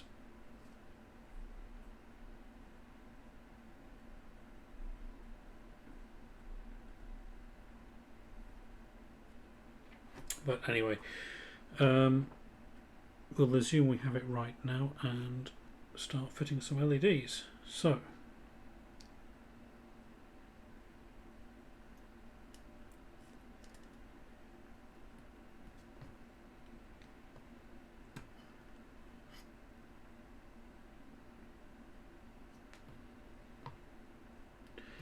yeah, Majenko, that makes sense.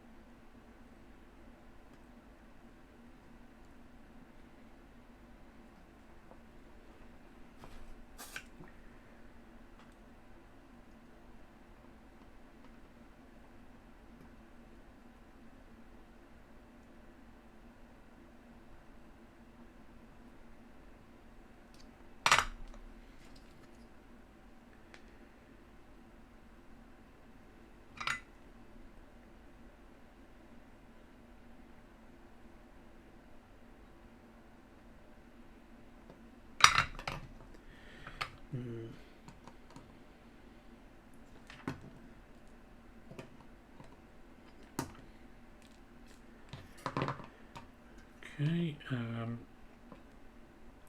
better make sure I start from the right end, otherwise this could go.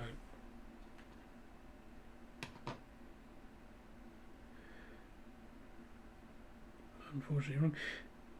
I shall look up that recommendation for why.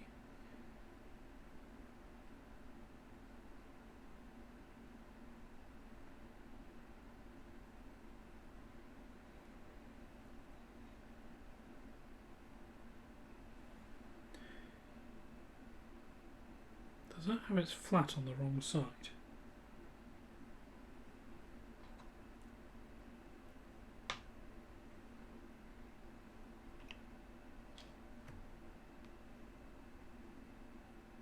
Yes, that's annoying.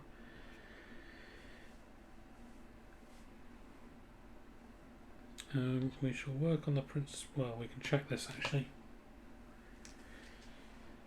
Where's the multimeter gone?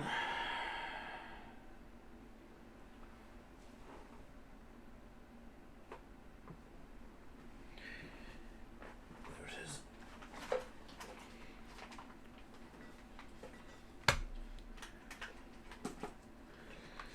Yeah, so I shall check out that recommendation for the Android app. Thank you, whoever that was. But I've used some various colour sort of identifying apps. I've got one on the phone, and I find it's a bit. it sort of jiggles around too much to be useful. Okay, they are presumably common cathode, but we'll double check that on the schematic. Schematic. Yes, common cathode. So, short legs to the left.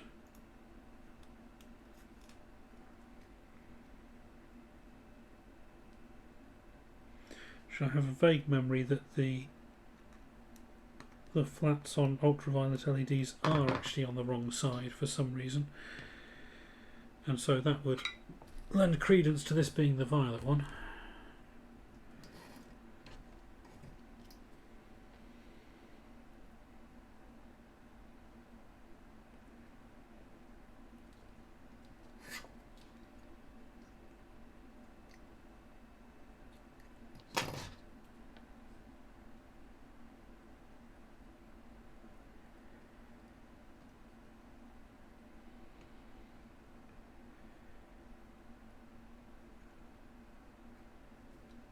Yeah, too much solder on that, and it's gone a bit blobby again.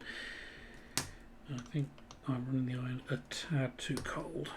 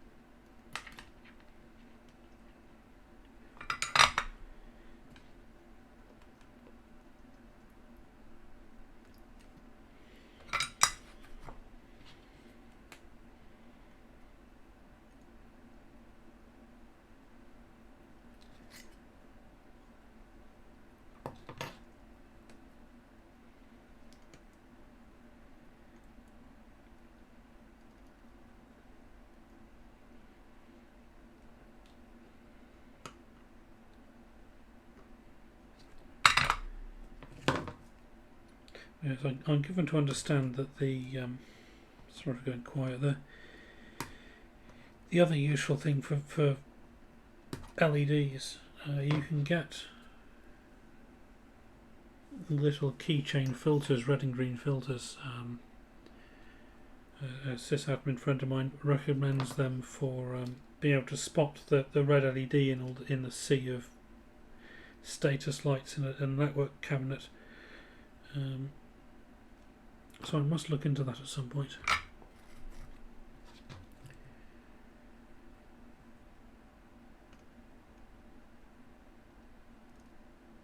And just so I'm just trying to make sure these are all nice and straight before I commit them.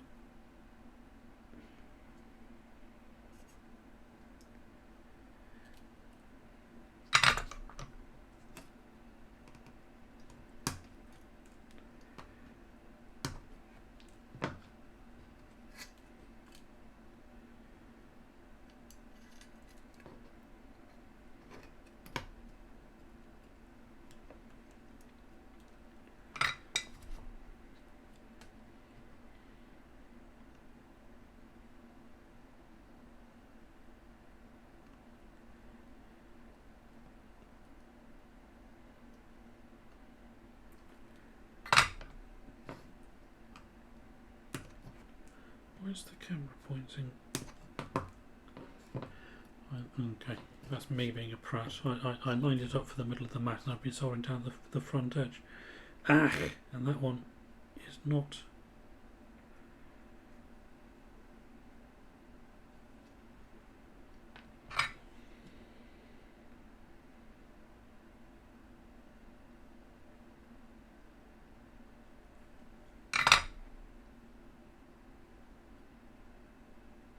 a bit better.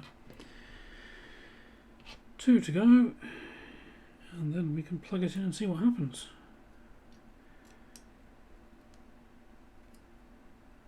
No, then we can fit the ICs and then plug it in and see what happens. You spot the important difference.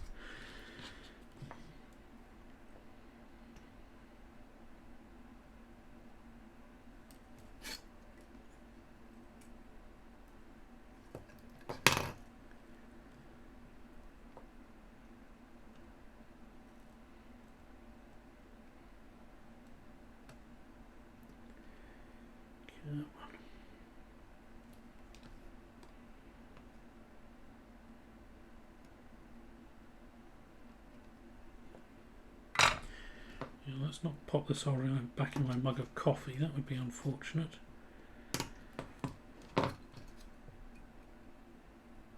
One last one.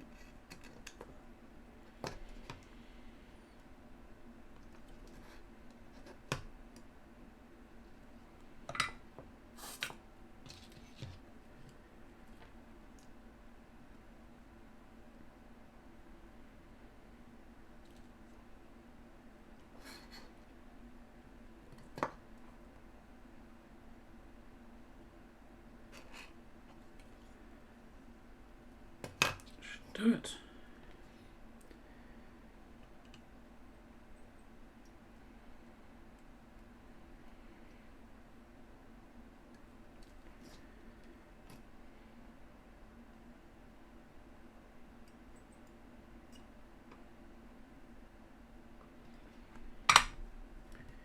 Yeah, there we go.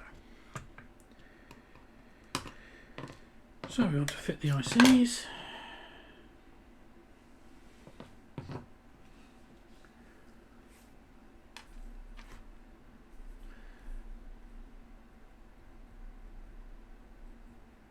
Let's go catch up on chat quickly.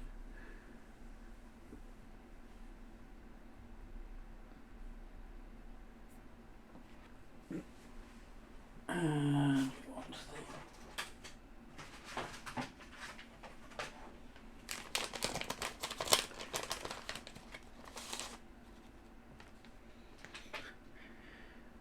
Yes, Majenko, thank you.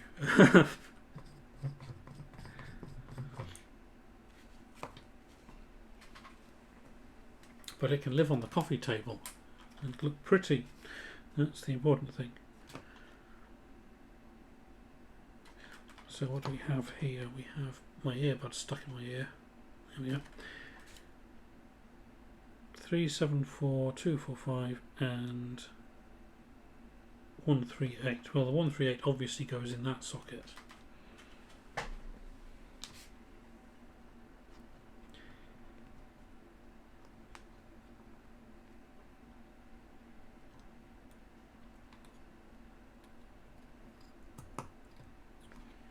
And these are the 374 on the left.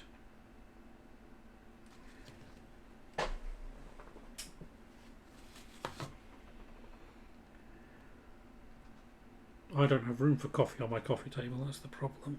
I should tidy it up sometime. You will be spotting a theme here. Number of things I should tidy up sometime is a monotonically increasing figure. Maybe that one too much for a tweak on the table.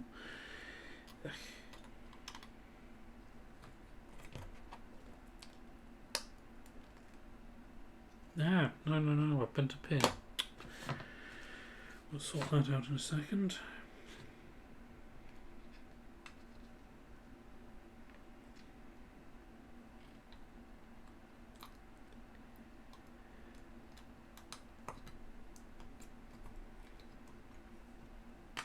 So that wasn't in the bloody socket. I'm not doing well here, am I? Where is my chip puller?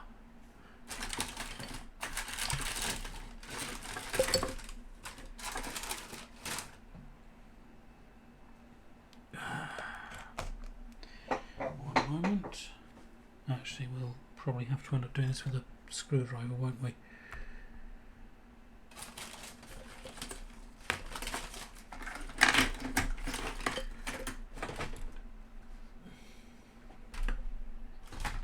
Oh, that's a cucumber, that's not going to help. There it is.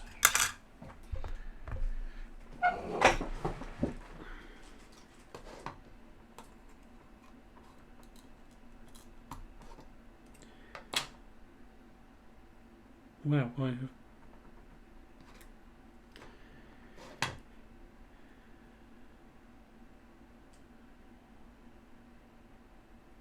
how on earth did I get that so horribly wrong?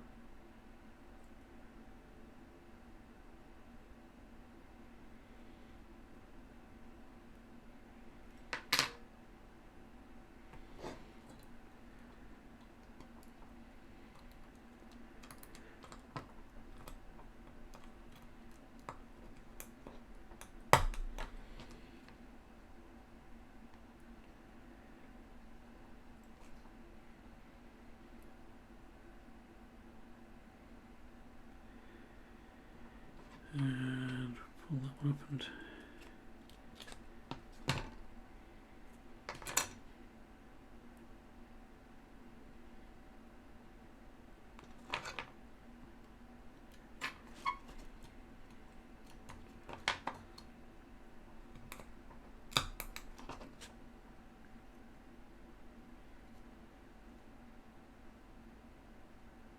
no, that's not going in. Is there crud stuck in the socket?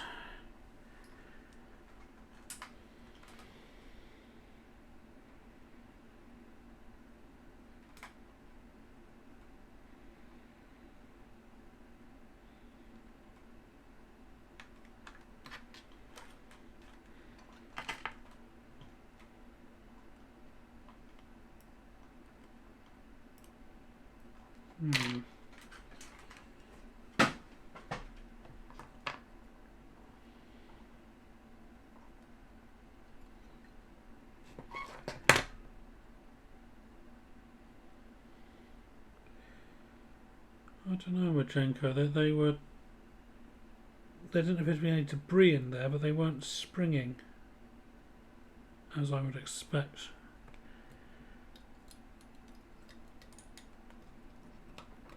I think maybe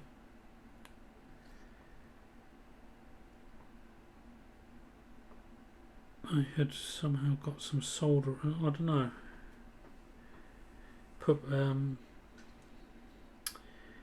Might have pushed the pin out.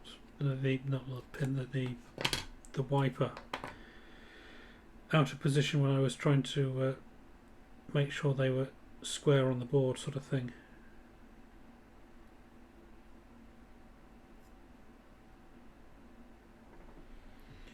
What I could do with is tube times leg straightener. I've got a print of it somewhere, but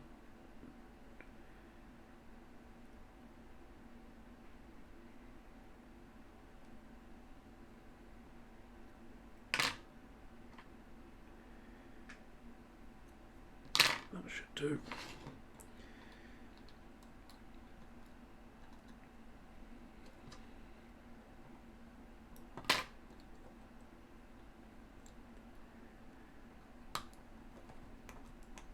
There we go, that went in a lot happier. Okay. Right, so that was not the smoothest construction ever, was it, folks? But we shall see what happens when we apply some juice.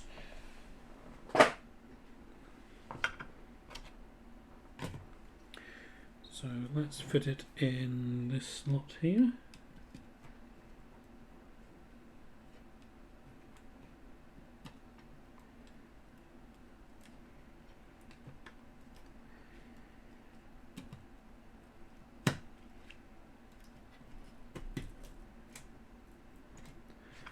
like so, and we shall hook up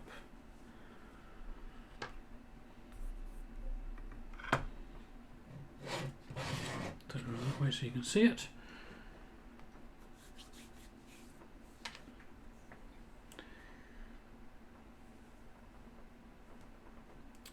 And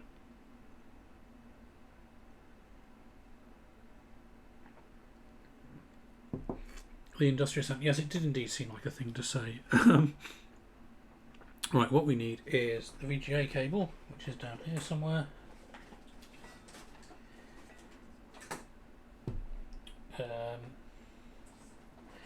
Which should be down here somewhere. That's HDMI.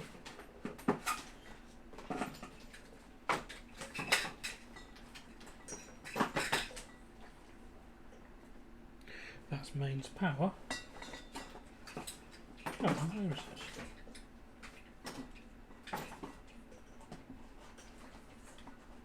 There it is.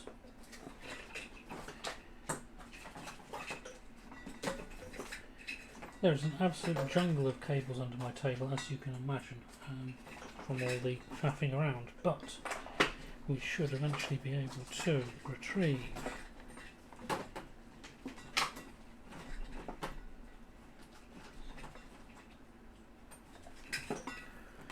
a VGA cable.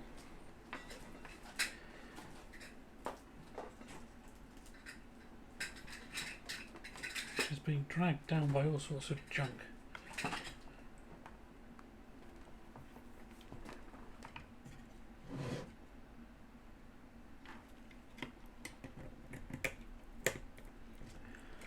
So that goes there, that goes there. And I need to apply power to the VGA cable, don't I?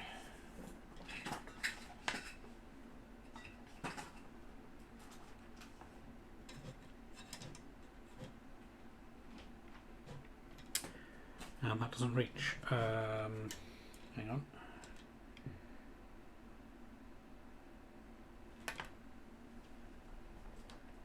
Plug the serial port and it can go in there.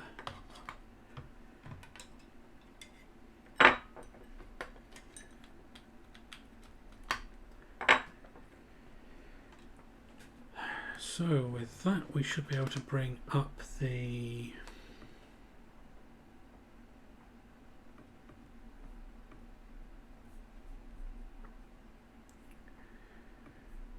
video capture.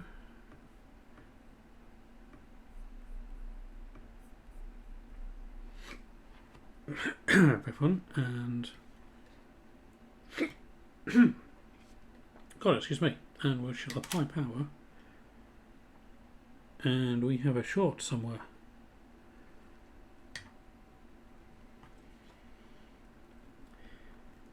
Because all that did was kill the power to the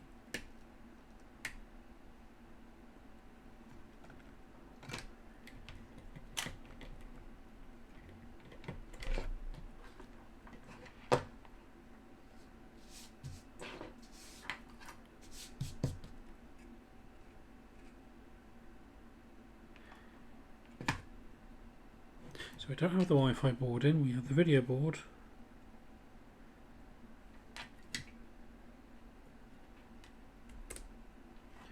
Okay, now we have the power LED.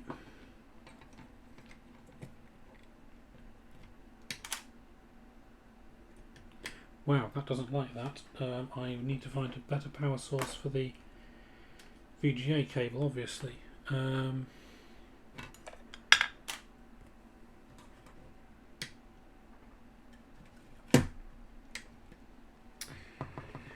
Bear with me 1 second.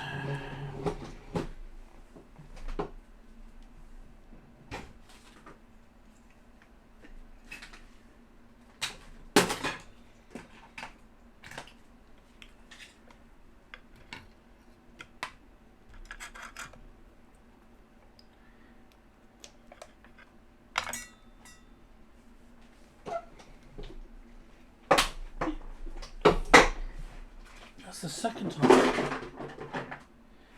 second time I've let the keyboard fall under my chair leg when I stood up to do something. Okay, that's... Why? That's... it does come with rubber feet, yes, which shall be attached once I have cleaned the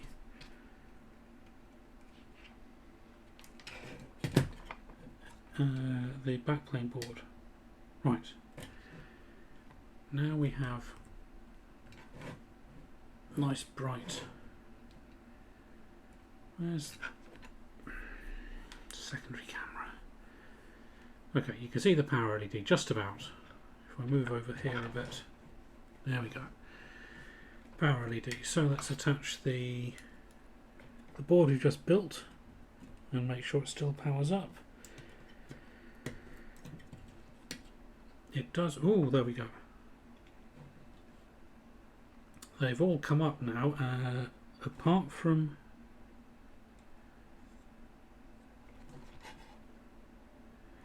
great, one of the LEDs must be in backwards. Well, either that or it's just got garbage loaded into the register. We won't panic just yet.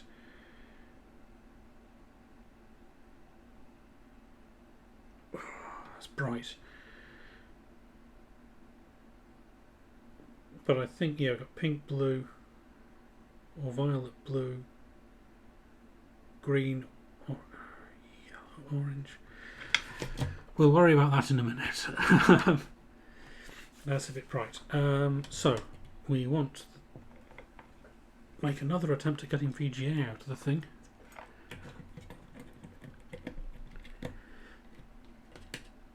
No, it doesn't like that.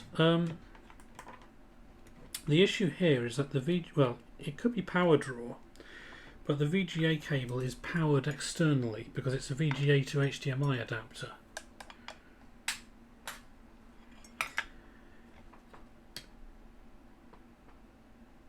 And that's causing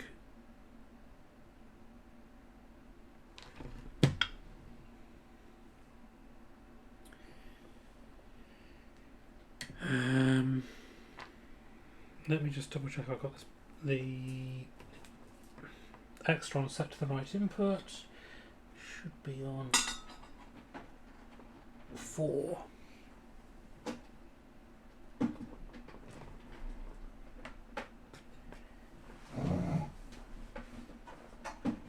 Oh, I won't because we were using the VIII-214 the other day.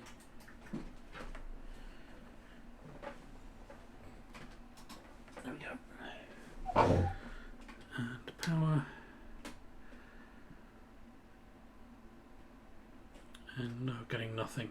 I mean, yeah, Majenko, if they were free, that would be brilliant. This is an HDMI matrix switcher, which was 20 quid in cash converters, actually. Right, so that's not working. So what we'll do is we'll go back here and we shall plug in the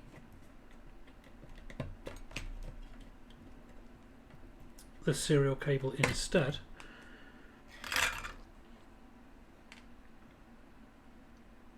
Ground to the top. And we shall bring up the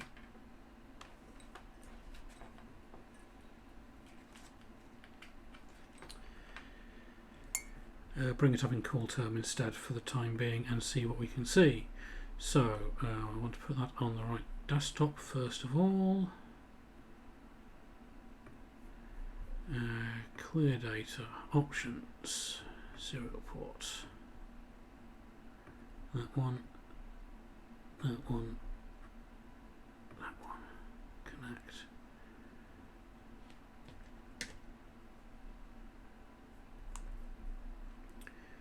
And then now if I bring up cool term,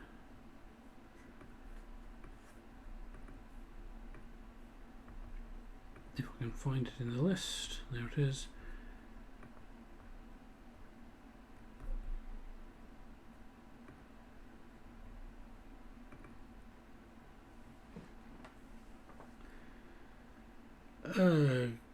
Good evening, Purple Jelly Beans. Good to see you. How goes it? Well, it sort of goes okay. We have the final board assembled and it's powered up. We just need to check whether the last LED is going to light up or not. In fact, it has lit up this time. Excellent. So the important question is whether I've got the colours in the right order. But we'll just run some demo code and see if it works. So we do basic, memory top, there we go. And where was the demo code on the web page? Let me find that quickly.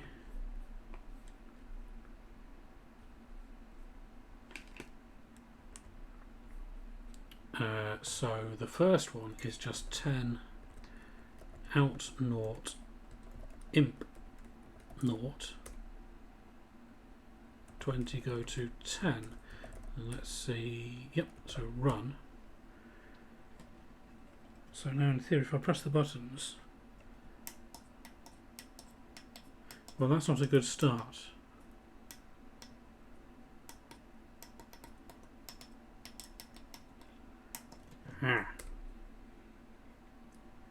Reset. Let's try out, oops, out 0 0, out 0 255.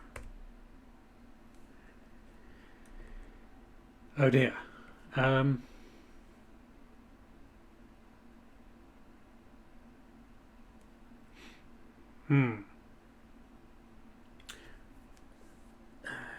Yes, Chloe, thank you. Right, so let's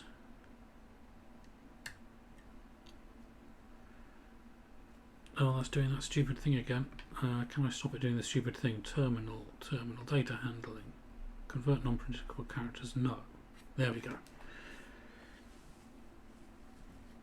So what is wrong here?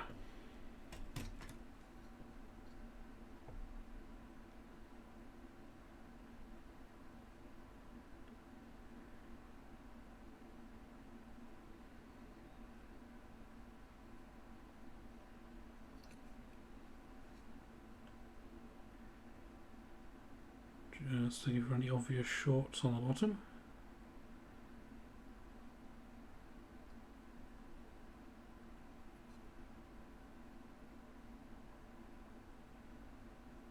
None, but there's some ugly solder on that LED, which I'll take care of.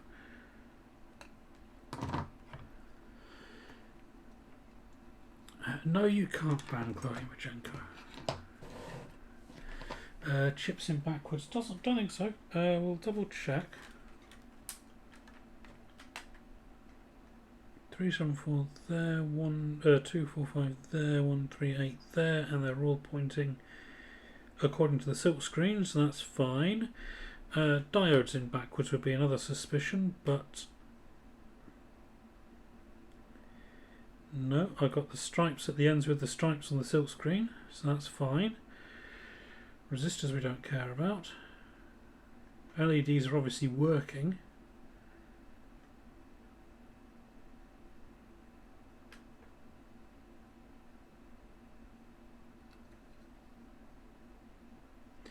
I wonder if we do need to install one of these address straps. Let's bring that up instead of that.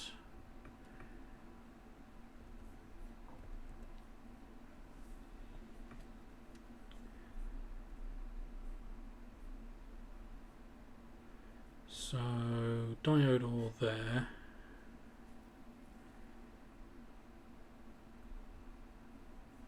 IO request, enable M1, so that's fine.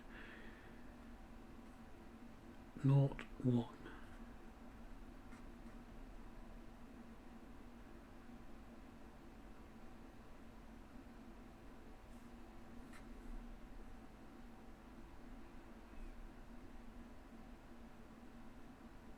Hang on, what's all this?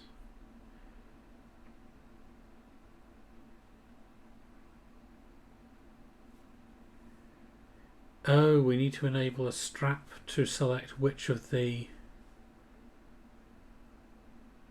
I have misinterpreted the silk screen. I thought when it had input-output port, I thought they were 8 pins of I/O. They are not. They select which addresses it responds to. Let us consult the information.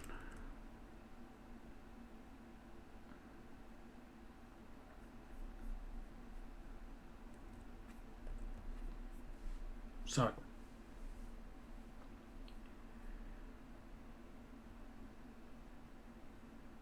values red for to 1, 2, 3. Okay, fine. You want to set which of 4 ports are used for I/O. Fine. All address lines are within what are used to set the multiplexer. A2 to 725 diodes to the enable pin. Yes. Norton 1 are used for setting the output. Thus the address of the module is 0, 1, 10, 11. So we do need to fit those links.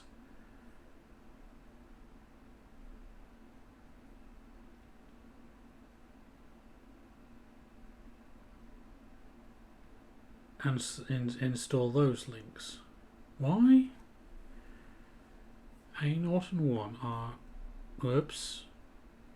That was not what I wanted to do.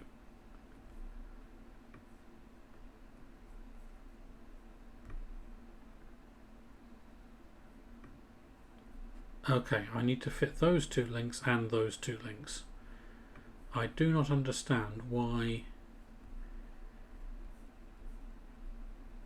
those 2 are links. A Norton 1. Unless it's that you could swap them round or something. Anyway, so we need to install 4 link wires and then we should be up and running. So let's get this out of the way.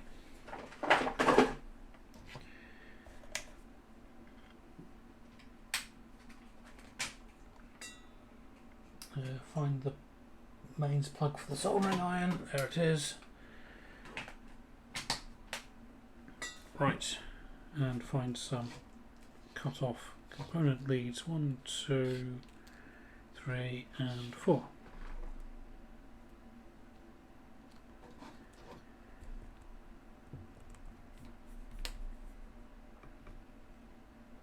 That's not a good sign. What's happened there?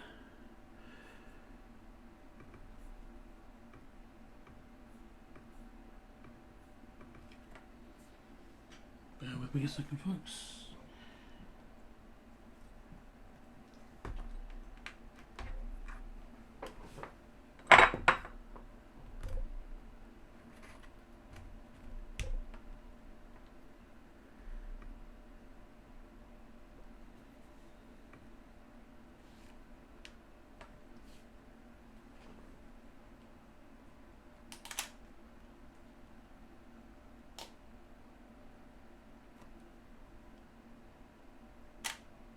Aha, we had a clunk noise. There we go.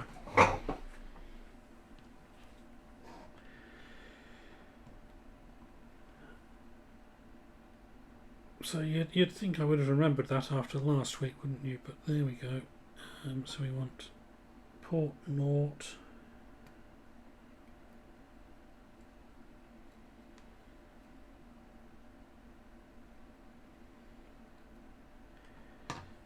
I think we can set 0 on both sides, can't we? Because I/O will be handled separately by the decoder. Yep, that's good.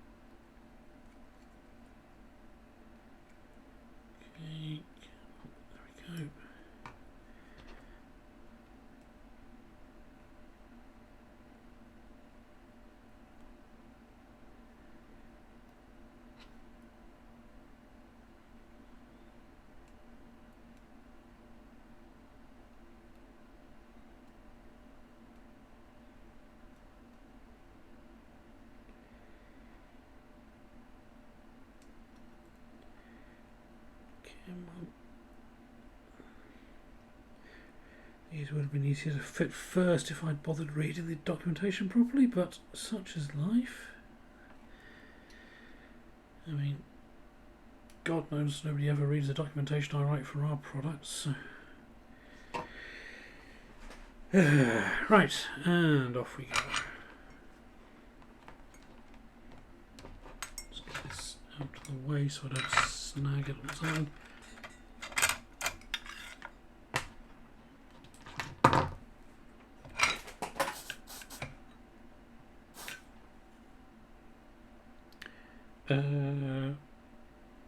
Where? There it is.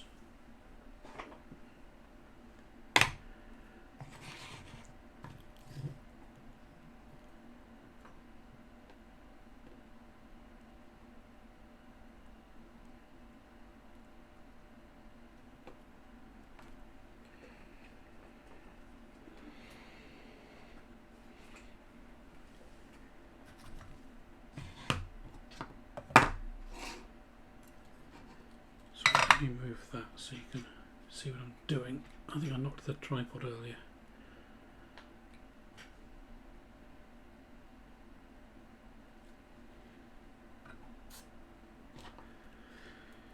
Blimey, it's midnight. Okay, we'll try and wrap up soon, folks.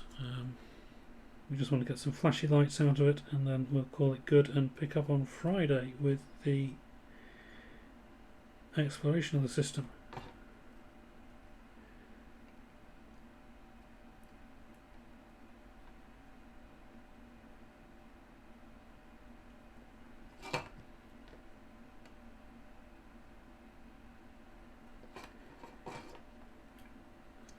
Finally, these four. One.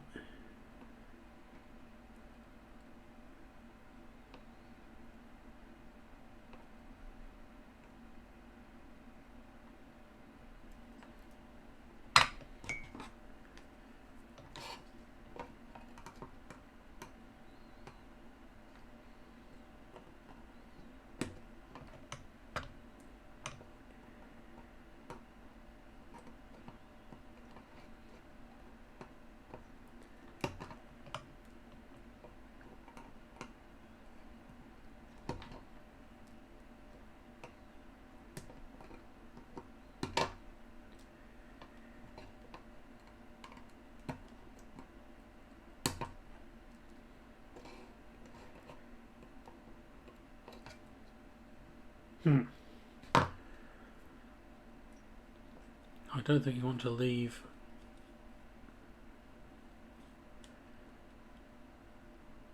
that jumper sticking up like that, do we? Let's take care of that.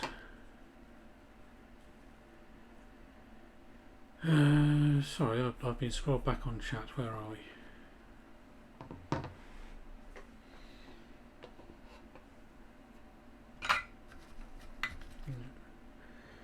Need to regenerate, do you, Chloe?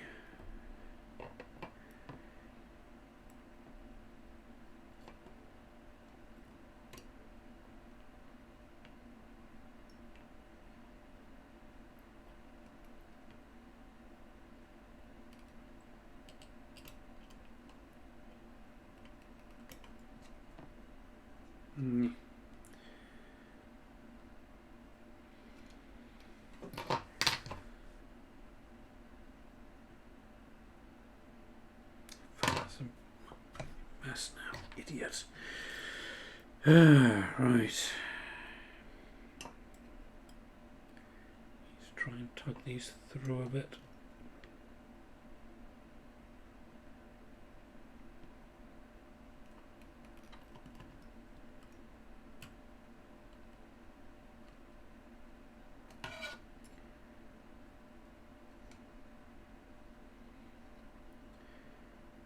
Well, it's going to have to do. It is phenomenally ugly, but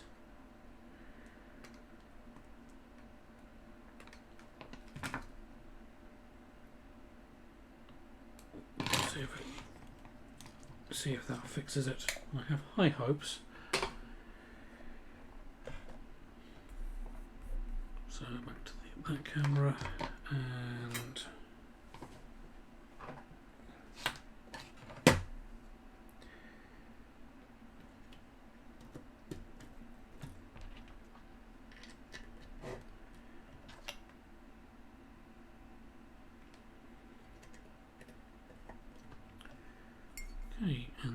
bring up,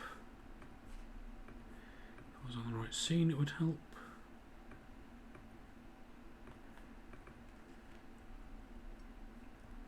Engaging the blinking lights in a moment, yes. So power up. Oh, that did something.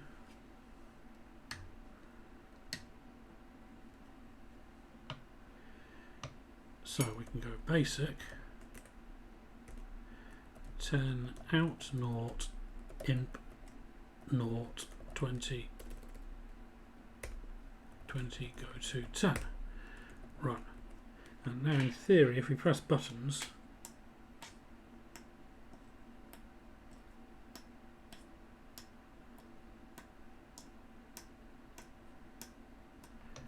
they'll work. Excellent. That's more like it. So now we can reset basic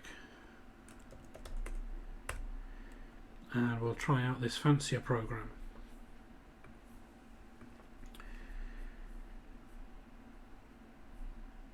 So what we shall do is I shall move this over here.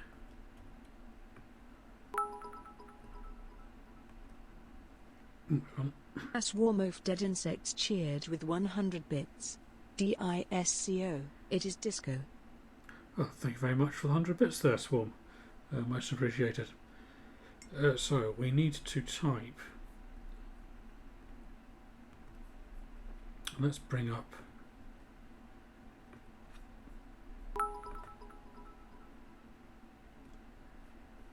Jeeping 247 cheered with 100 bits. Okay, gotta run. Have a good night, Ben. Thanks for the stream. Thanks for the 100 bits, Jeepin. Much appreciated.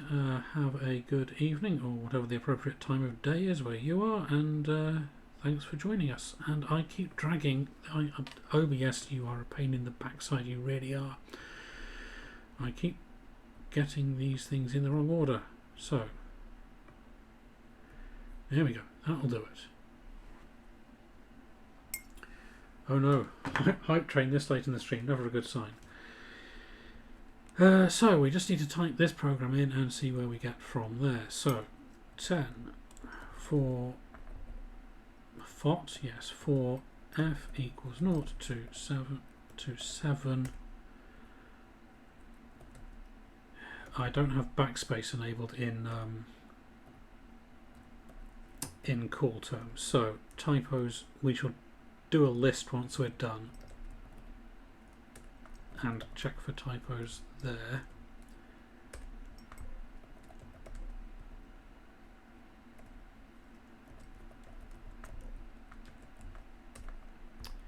$60 out, naught. 60 out, naught, 2 to the F.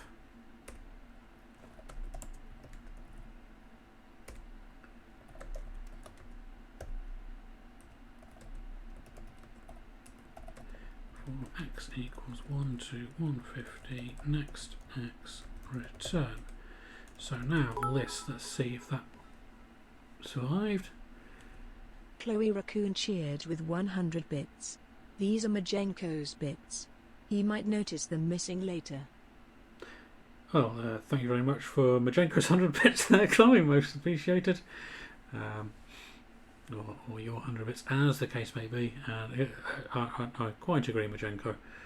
Why pay the premium? So let's just double check that looks right. For F equals 0 to 7, out 0 2 to the F, go sub 100, next F. You could move the out into the go sub, but anyway. For F equals 7 to 0, step minus 1, out 0 2 to the F, go sub 100. Okay, good. So we shall run and we shall turn off Safari so you can see whether the run works.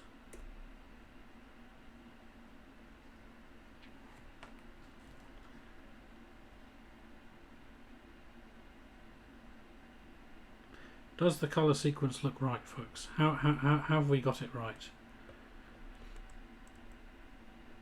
Let's consult the list. So we should have violet at this end, then pink, blue, green, yellow, orange, red and white. So I don't know. How's that looking?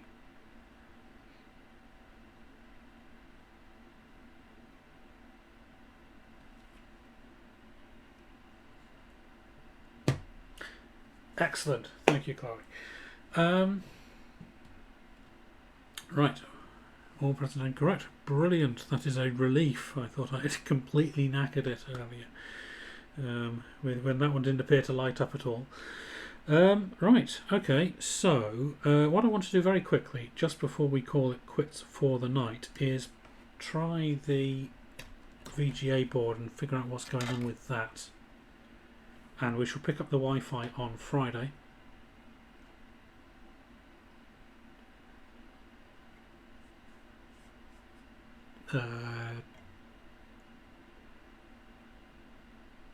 The only issue with that, the Industrious Ant, is that you end up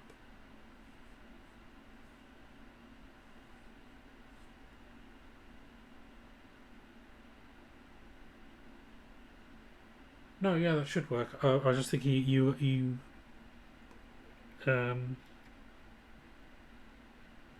it would still incorporate the pause at each end, wouldn't it? I think. I'm just thinking whether you have to double up on the 0 in the middle is the problem. Anyway, let's just see if we can get some VGA out of the thing. If I can find the VGA cable. That should be warm, and it's not ours because it's not plugged in. It is vaguely disconcerting to have a VGA cable that generates its own heat. I'll tell you that for nothing.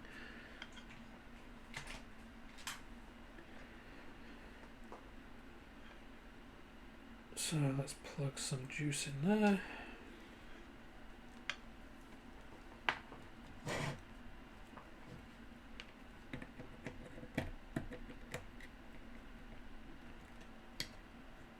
Okay, that worked.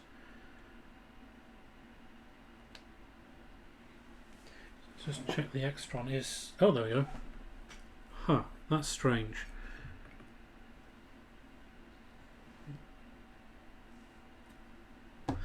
No idea why that didn't work last time we tried it, but it works now. So,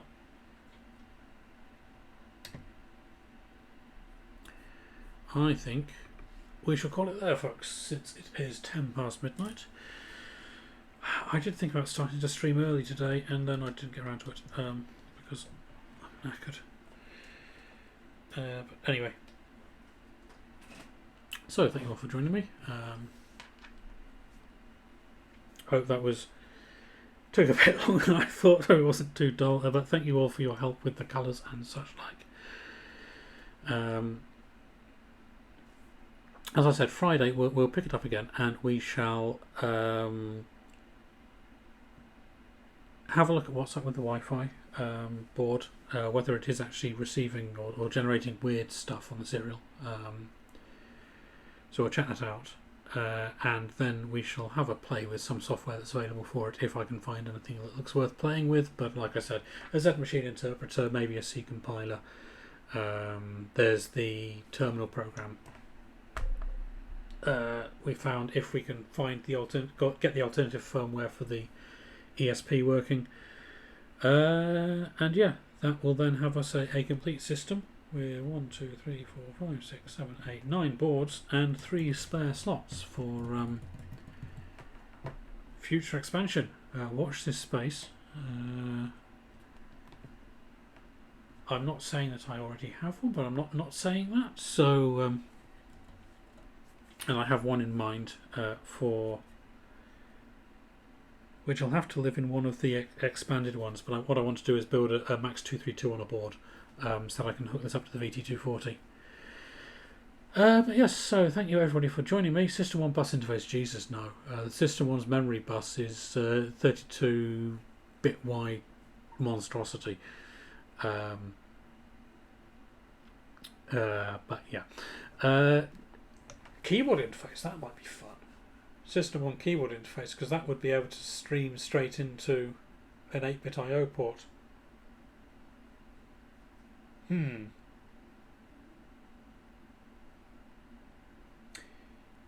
Thank you for that suggestion, Majenko. It goes on the list of things to do if I'm ever running short of ideas. But yeah, like I said, thank you all for joining me. That's been a fun couple of months building this, so hopefully we'll find something fun to do with it now. And I shall catch you on Friday.